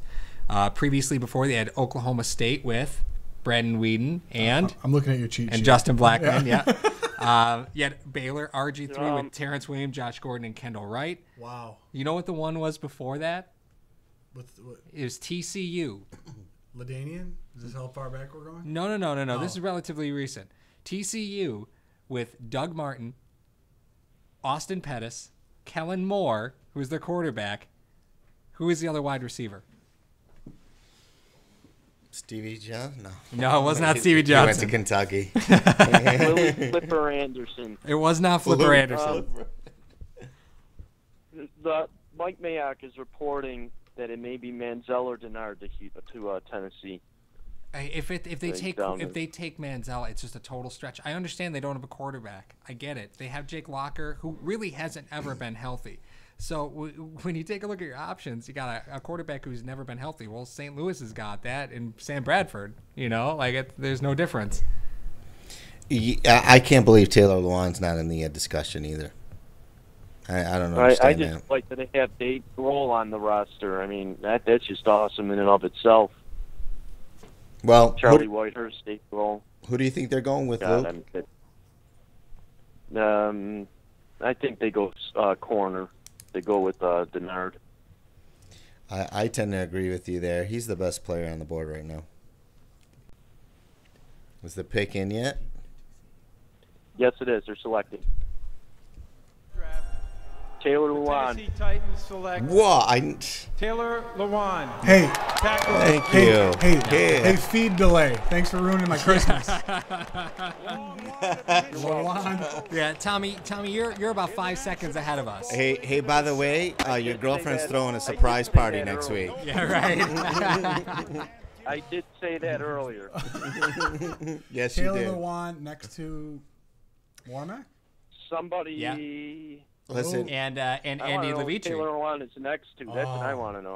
Either Levitri or Warmack. That's a pretty nice line right there. Yeah, it is. And they could put any running back behind a line like that. That may be their thought. That may be the point of this. They may take it one further. We could put any quarterback behind that line. That's right. And you talked about the quarterback not being healthy. This is a good way to keep your quarterback healthy. Keep him upright. Mm-hmm. So it's a good pick. I think it's a great pick. You still got two nasty guys on the Giants. You said talked about Johnny Manziel. Mm-hmm. Yep. That would be interesting. That would be very interesting. 13. I think St. Louis goes. St. Louis, my God, they're going to be so good this year. Yeah, it's they're an RG3 trade, so and you know who made an RG3 trade?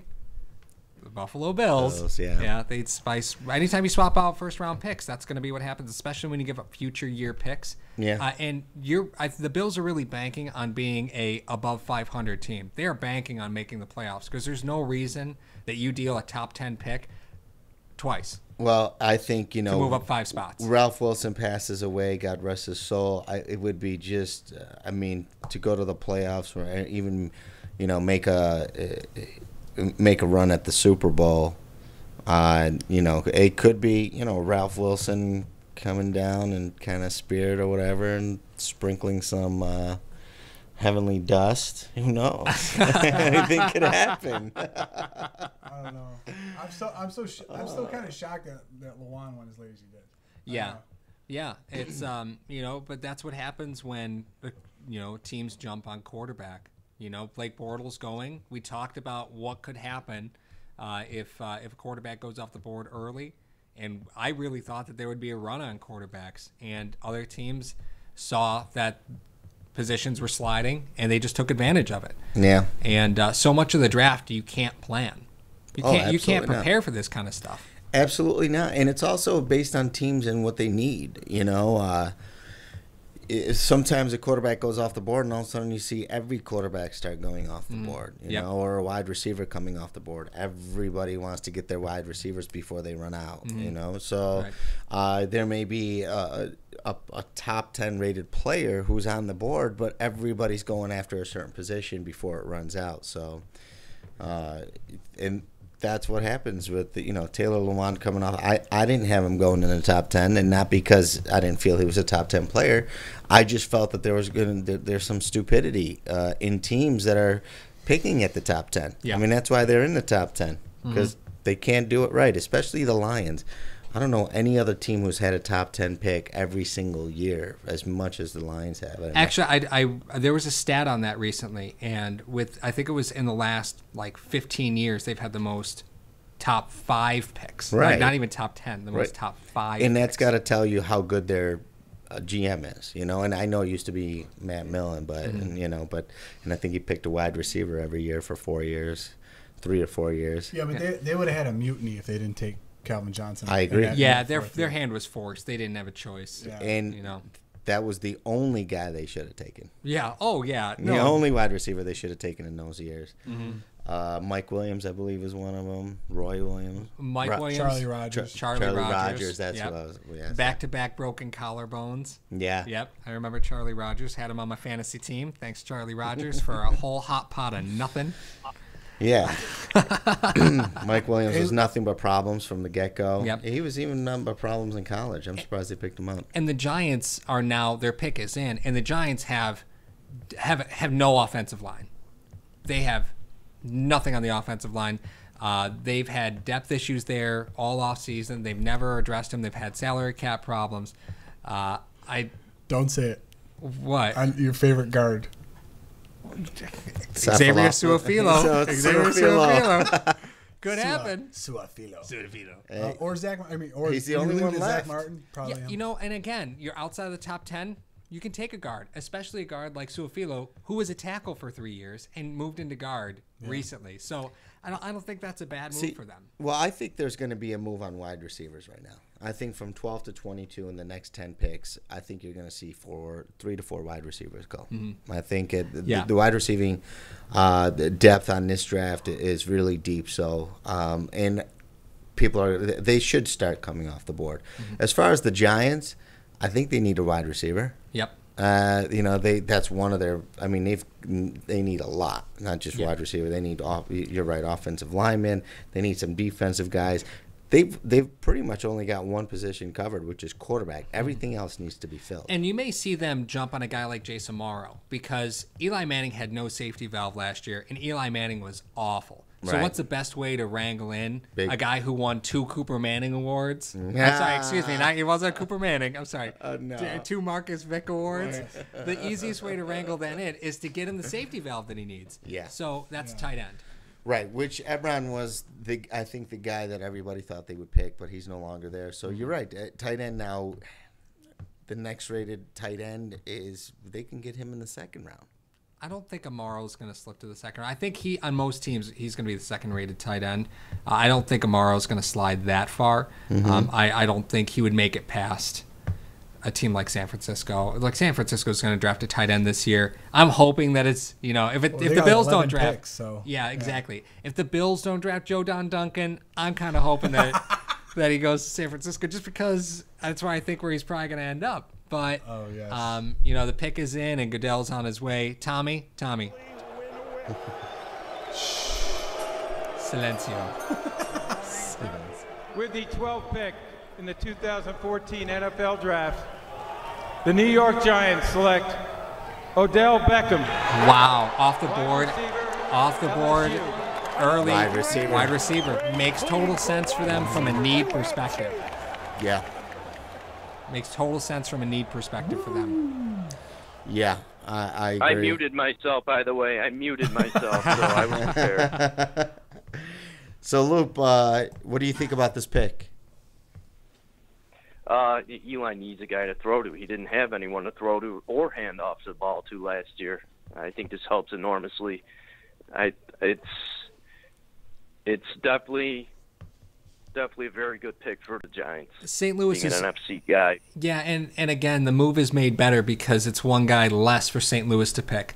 Because St. Louis definitely could use some wide receiver help as well. Yeah, and they will. I think they'll go wide receiver here. Like I said, I see 3 to 4 receivers coming in the next 10 picks easily.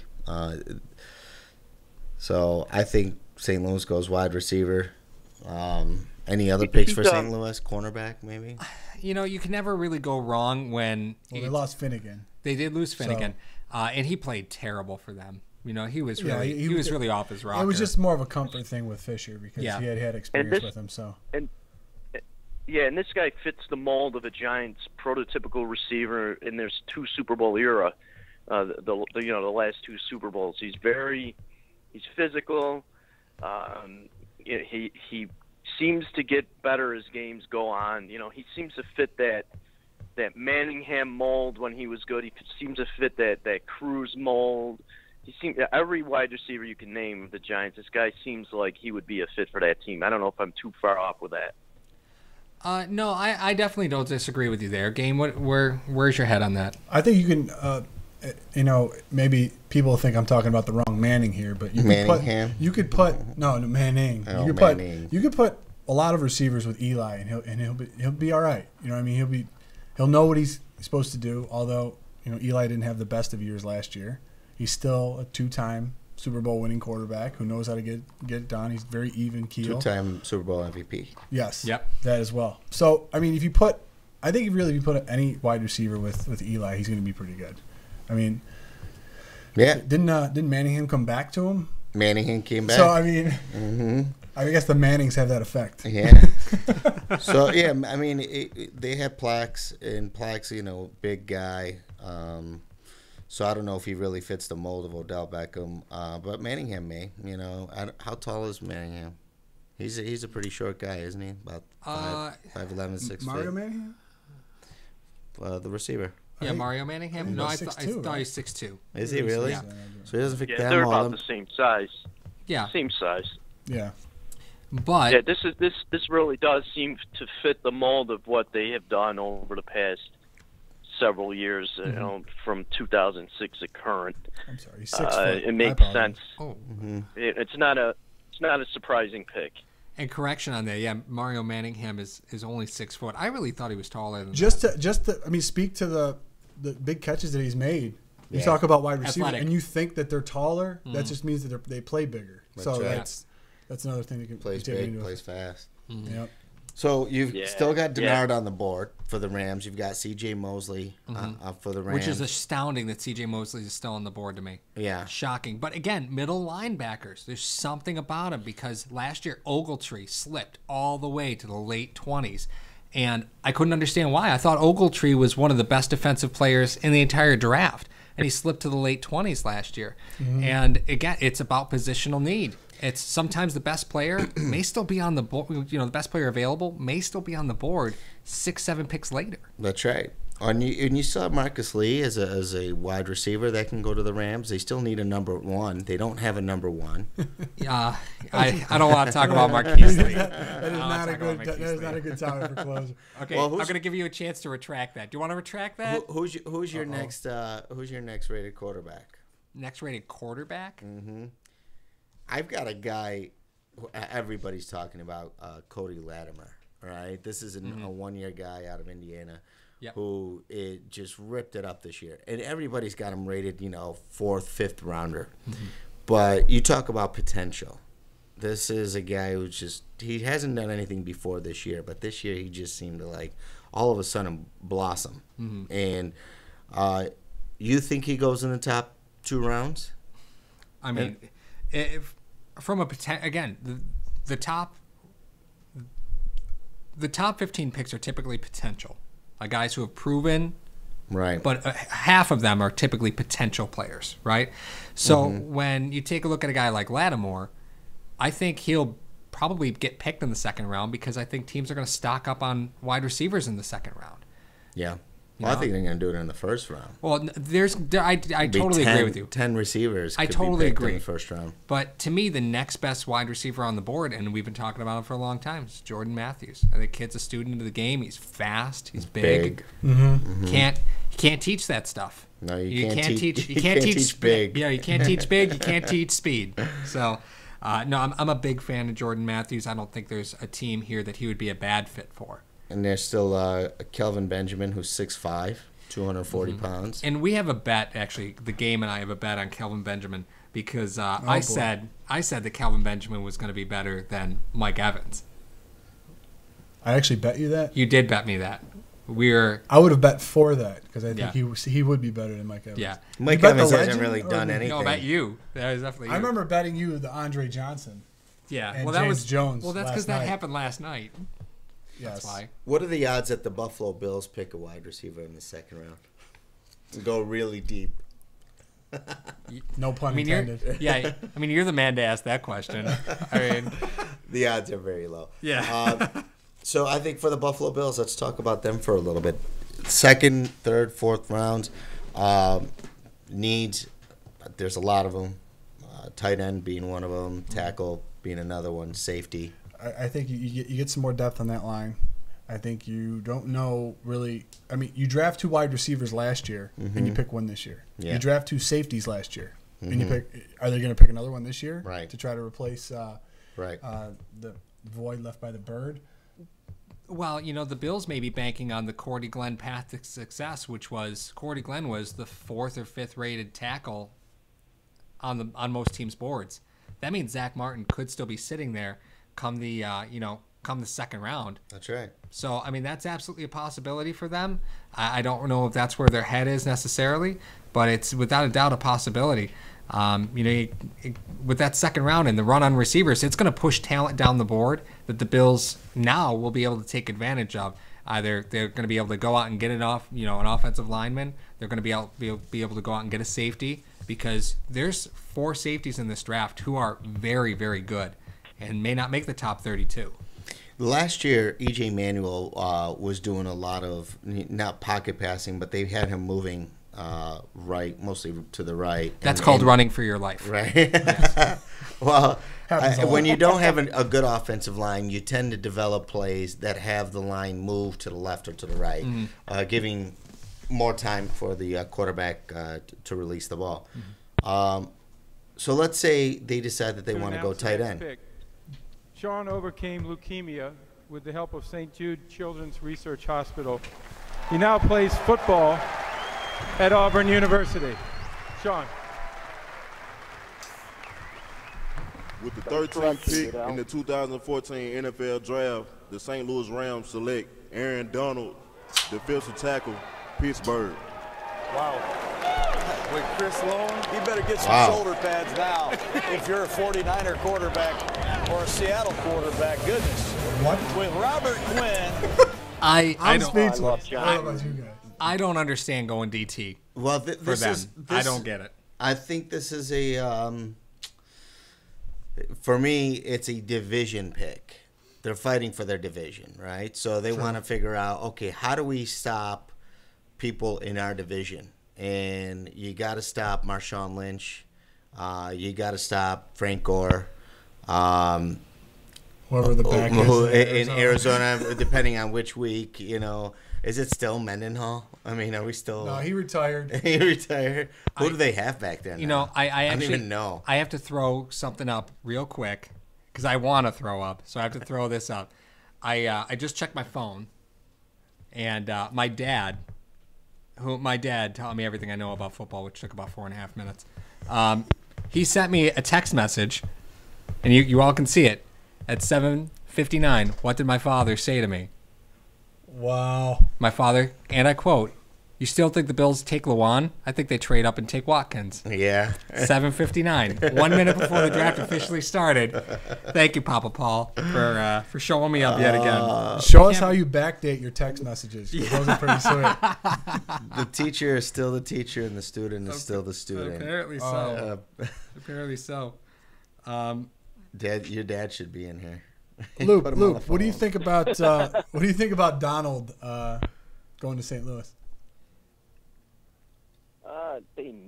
They need more beef on that D. I mean, their defense is very young. They're very good.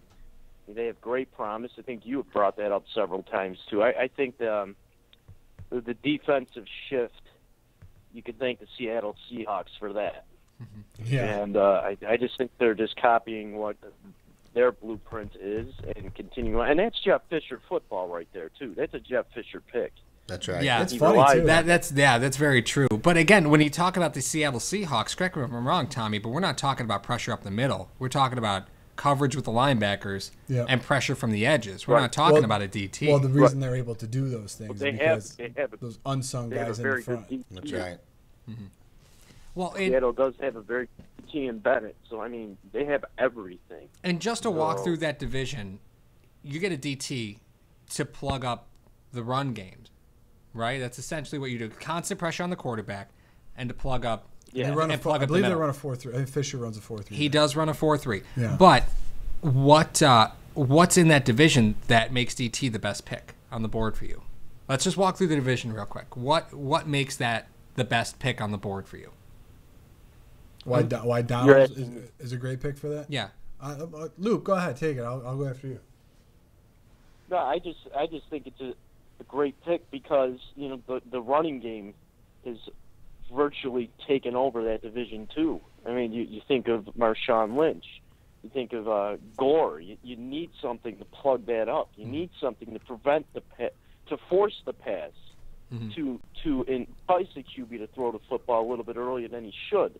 I think that's why that makes most sense. And to me, again, that's a Jeff Fisher move right there. I think, he's based every team he's been on as a coordinator and as a head coach. It's predicated around defenses and quarterbacks who rarely, they're going to make some mistakes, but they're more of a game managing type. He had McNair that Super Bowl year, and he took McNair as far as he could go, and he's got Bradford back there, and I'm pretty sure his thoughts with Bradford is that Bradford's going to have to be reduced to somewhat a game manager of sorts. So I think he's relying more on defense as well as the rest of that division is. I mean, you've got some serious defenses there. San Francisco, Seattle.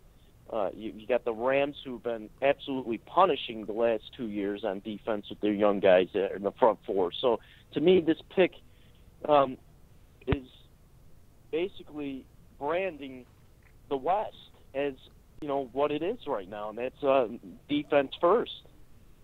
Yeah, I agree with you. But why not C.J. Mosley?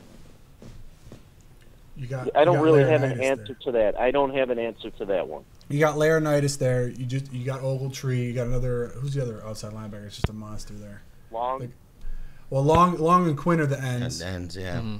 And that's quite quite a line. But it is. The pick is in for the Bears. They haven't walked up yet, but the St. Louis Rams just reported that they set the record for the most weight taken home in the first round of any draft, with Donald and Robinson coming home. So jeez, yeah, those are that's a lot of humanity getting on that plane. That is. I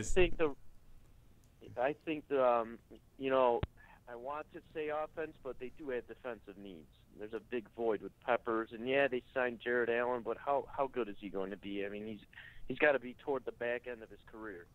Yeah. Here we go with the Bears. Cornerback or safety? C.J. Mosley. You think Mosley? The Chicago Bears select Kyle Fuller. Cornerback. Wow. Yeah. All right, taking a cornerback. Wow. Yeah, Kyle. They need a defense. Aaron Rodgers. Yeah. Got to stop Aaron Rodgers. What are the stats on Fuller?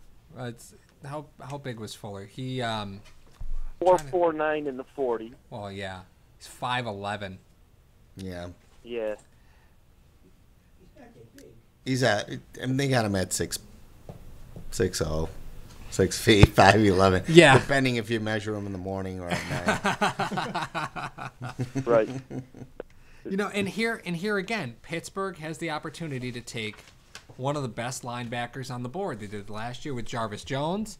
James Bortles is on. He signed the franchise tender or the transition tag. I don't remember which one it was, but they tagged him.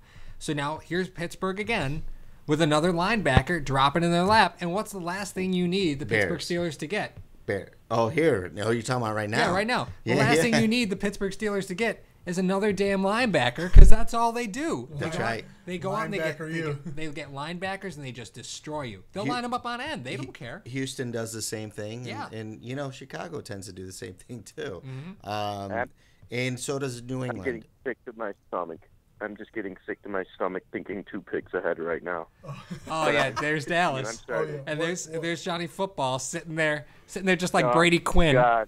You know they're getting him now. You know they're getting him. He's going to have And then a I'm gonna 5 go o'clock play in shadow by the traffic. time he gets picked. Jerry Jones is not going to be able to stop himself. We talked all the time about Jim Irsay and his problems. Jerry Jones is going to pull the trigger on this one. It's such a circus in Dallas, but I don't even think in Dallas you can make a pick like that after you sign Romo to a deal like that. You just don't. He'll do anything. Jerry Jones will do anything, and in fact, he doesn't even have to drink his own drinks like Jim Irsay. He pays other people to drink them for him. So I think he's gonna. I mean, what do you have to put in the Kool-Aid to make Manziel to Dallas? What do you have to put in the Kool-Aid to make Manziel to Dallas make sense? I don't get it. He's got. I think Manziel has to have pictures of Jones somewhere. So Manziel's got to have some pictures of when they party down there. Yeah, the stats on Gaines: 6'1", $195. Or no, I'm sorry, Fuller. I'm looking at somebody. 6 foot, 194, 4'49", 39-inch vert, 10-foot broad. So kid's got explosiveness. He could stick with that division. So you want to talk about covering Patterson, Jenkins, Cobb, Nelson. That's the thing. I mean, a lot of these teams are picking for their division. When Peyton Manning with the Colts, that's why Mario Williams was the number 1 pick instead of Reggie Bush. Oh, we got Pittsburgh. Pittsburgh With the 15th pick in the 2014 NFL Draft, the Pittsburgh Steelers select Ryan Shazier, linebacker, Ohio State. Another linebacker. Wow. And C.J. Mosley falls down the board again. But that's what happens. Those inside linebackers, they slide and slide and The slide. Ohio State Buckeyes. At least it's not the Bills, and it's not a cornerback from Ohio State. I just couldn't handle another secondary guy from Ohio State in the Bills uniform. I hope to. Wait, do we have God Mosley falls to the Bills in the second round. There's we have no way. Keith Jackson on the line?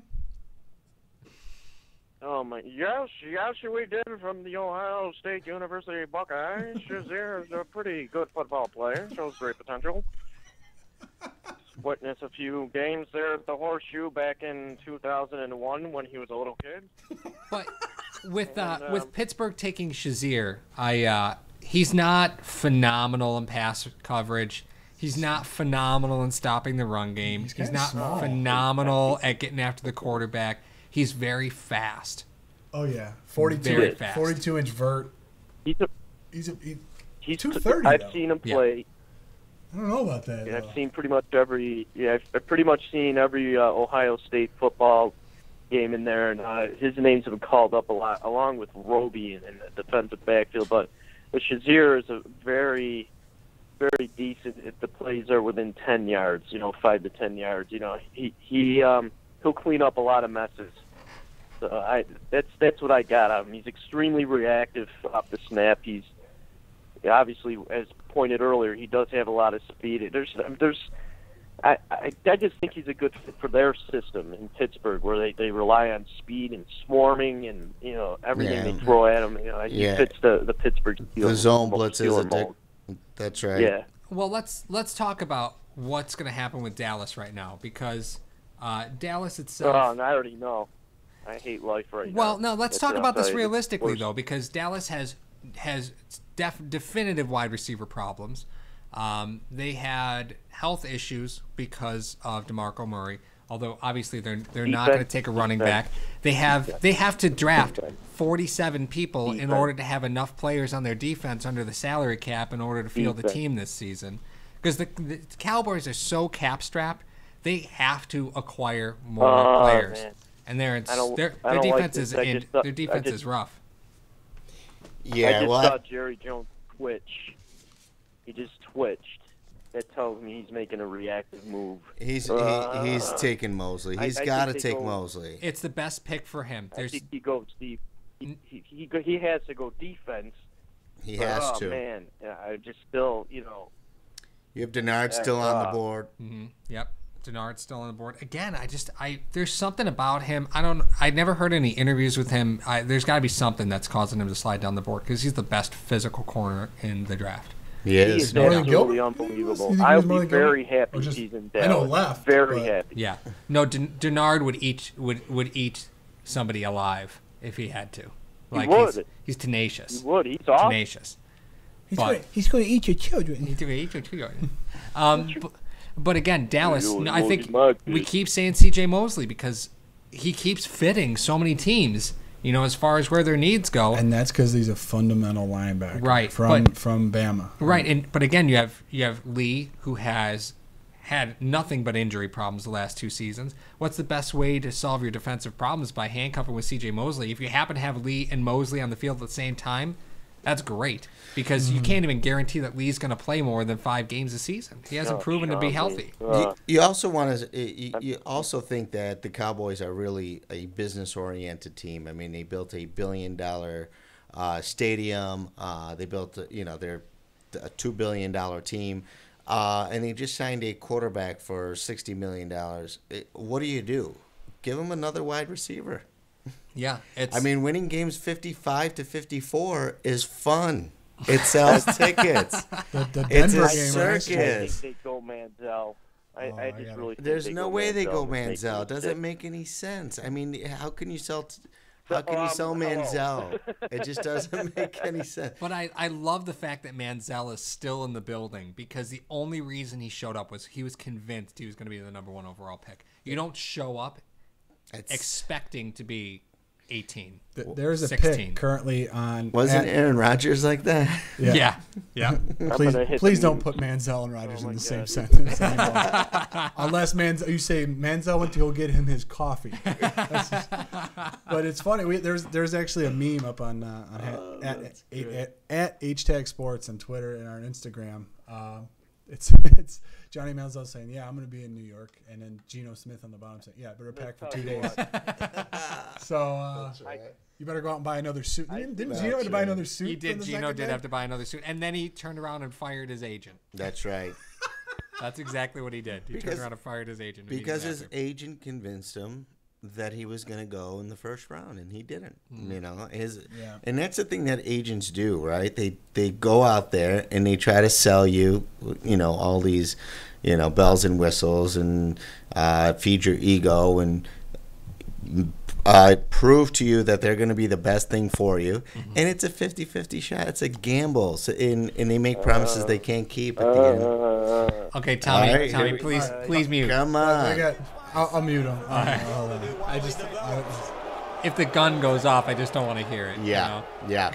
With the 16th pick in the 2014 NFL Draft, the Dallas Cowboys select Zach Martin. They go with the 4th tackle on the board. It's still a good pick. It's okay. The 16th it's not a sexy pick. No. By all means.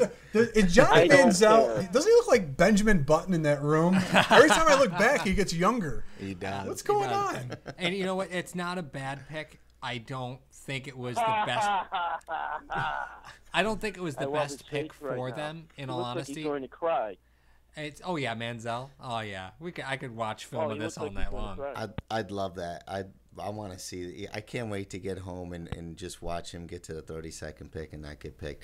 That being said, this isn't a bad pick for them. They need to protect their quarterback, who, by the way, was injured twice last year. You know, he was out. $60 million arm back there. Damn. Yeah, you got to protect him. It's not a bad pick. It's not the sexy pick, but right. It's not His bad. back gave out from carrying the offense the whole year. That's what happened. Oh yeah, yeah, that's right. Mm-hmm. Yeah, and he had to get that fused together. By the way, that is not a good injury. No, not a good injury to have. Well, now, but the question is, when Dallas comes back in the second round, is there going to be enough depth at the wide receiver position at that point? Because now, I mean, you're looking buried in the second round.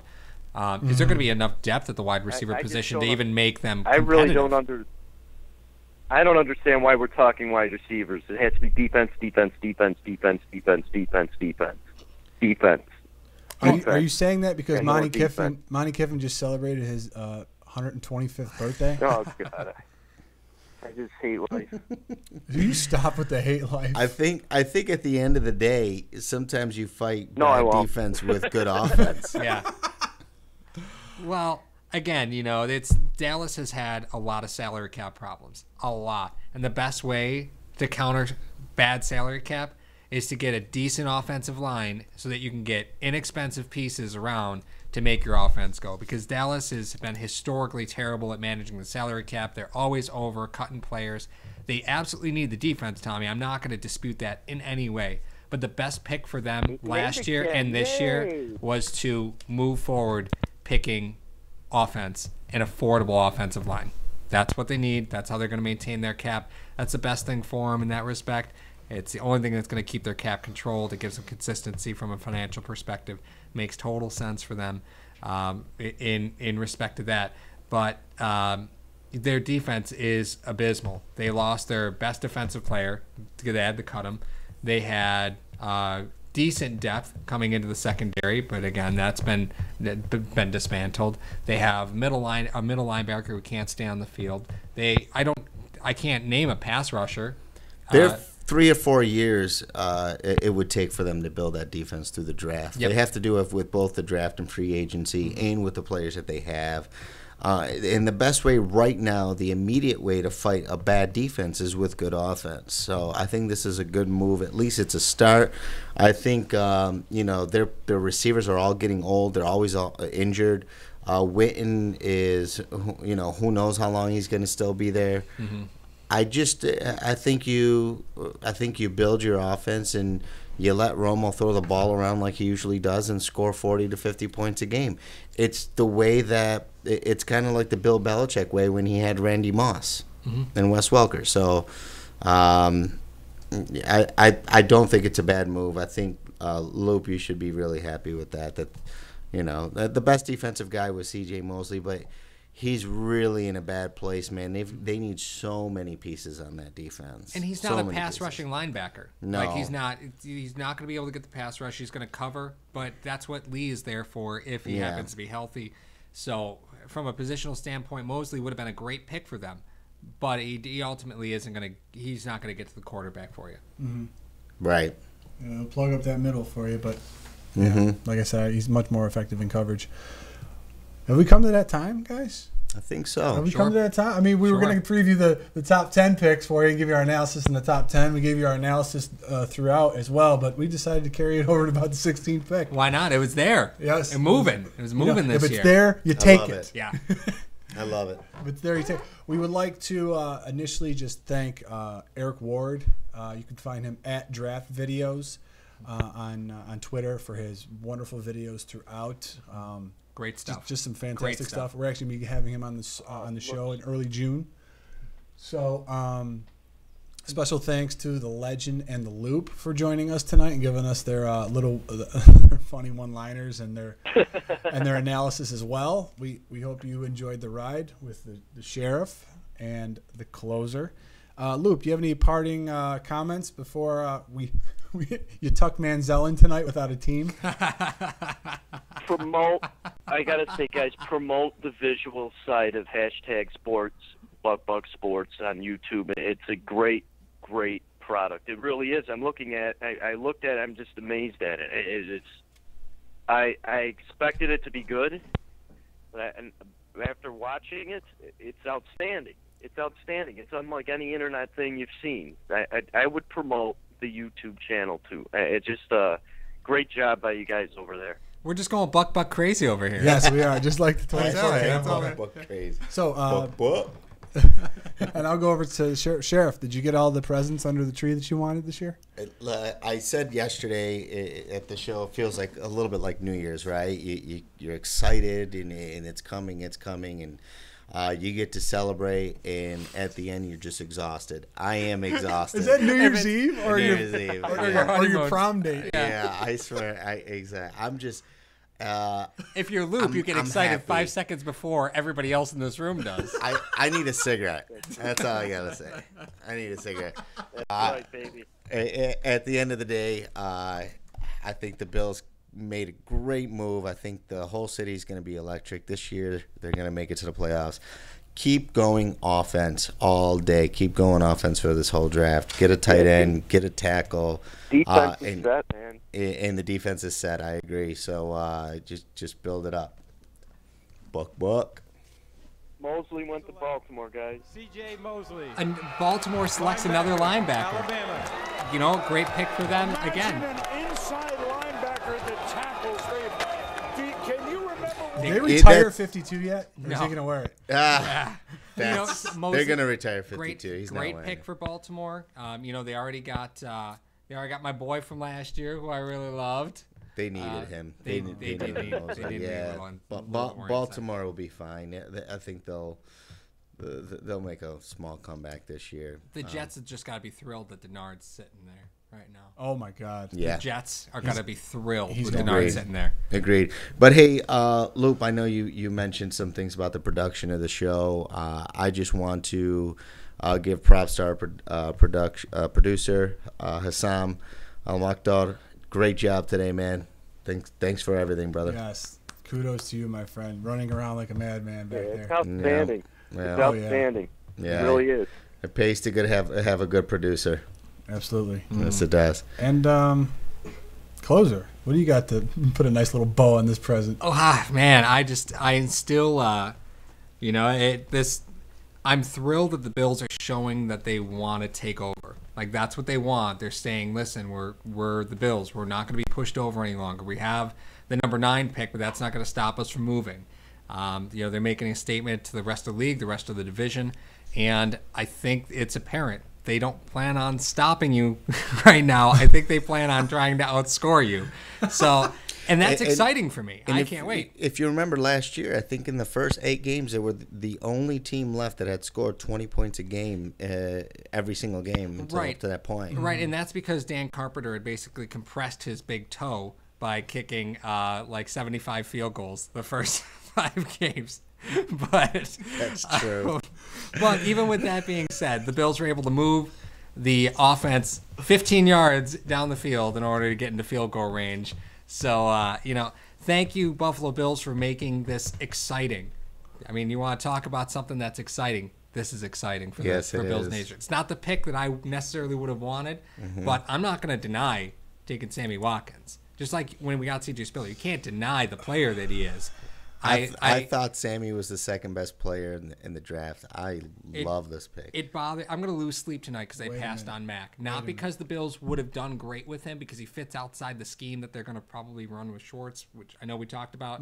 But the fact that they had him and they pieced out on him is pretty tough. He was my number 1. Yeah. So he was my you're number saying 1 that player. Clowney was your 3rd? Yeah. Okay. Right. Yeah, I still think. I was just counting. Yeah. It's like an episode of Cheech and Chong with Clowney. Yeah.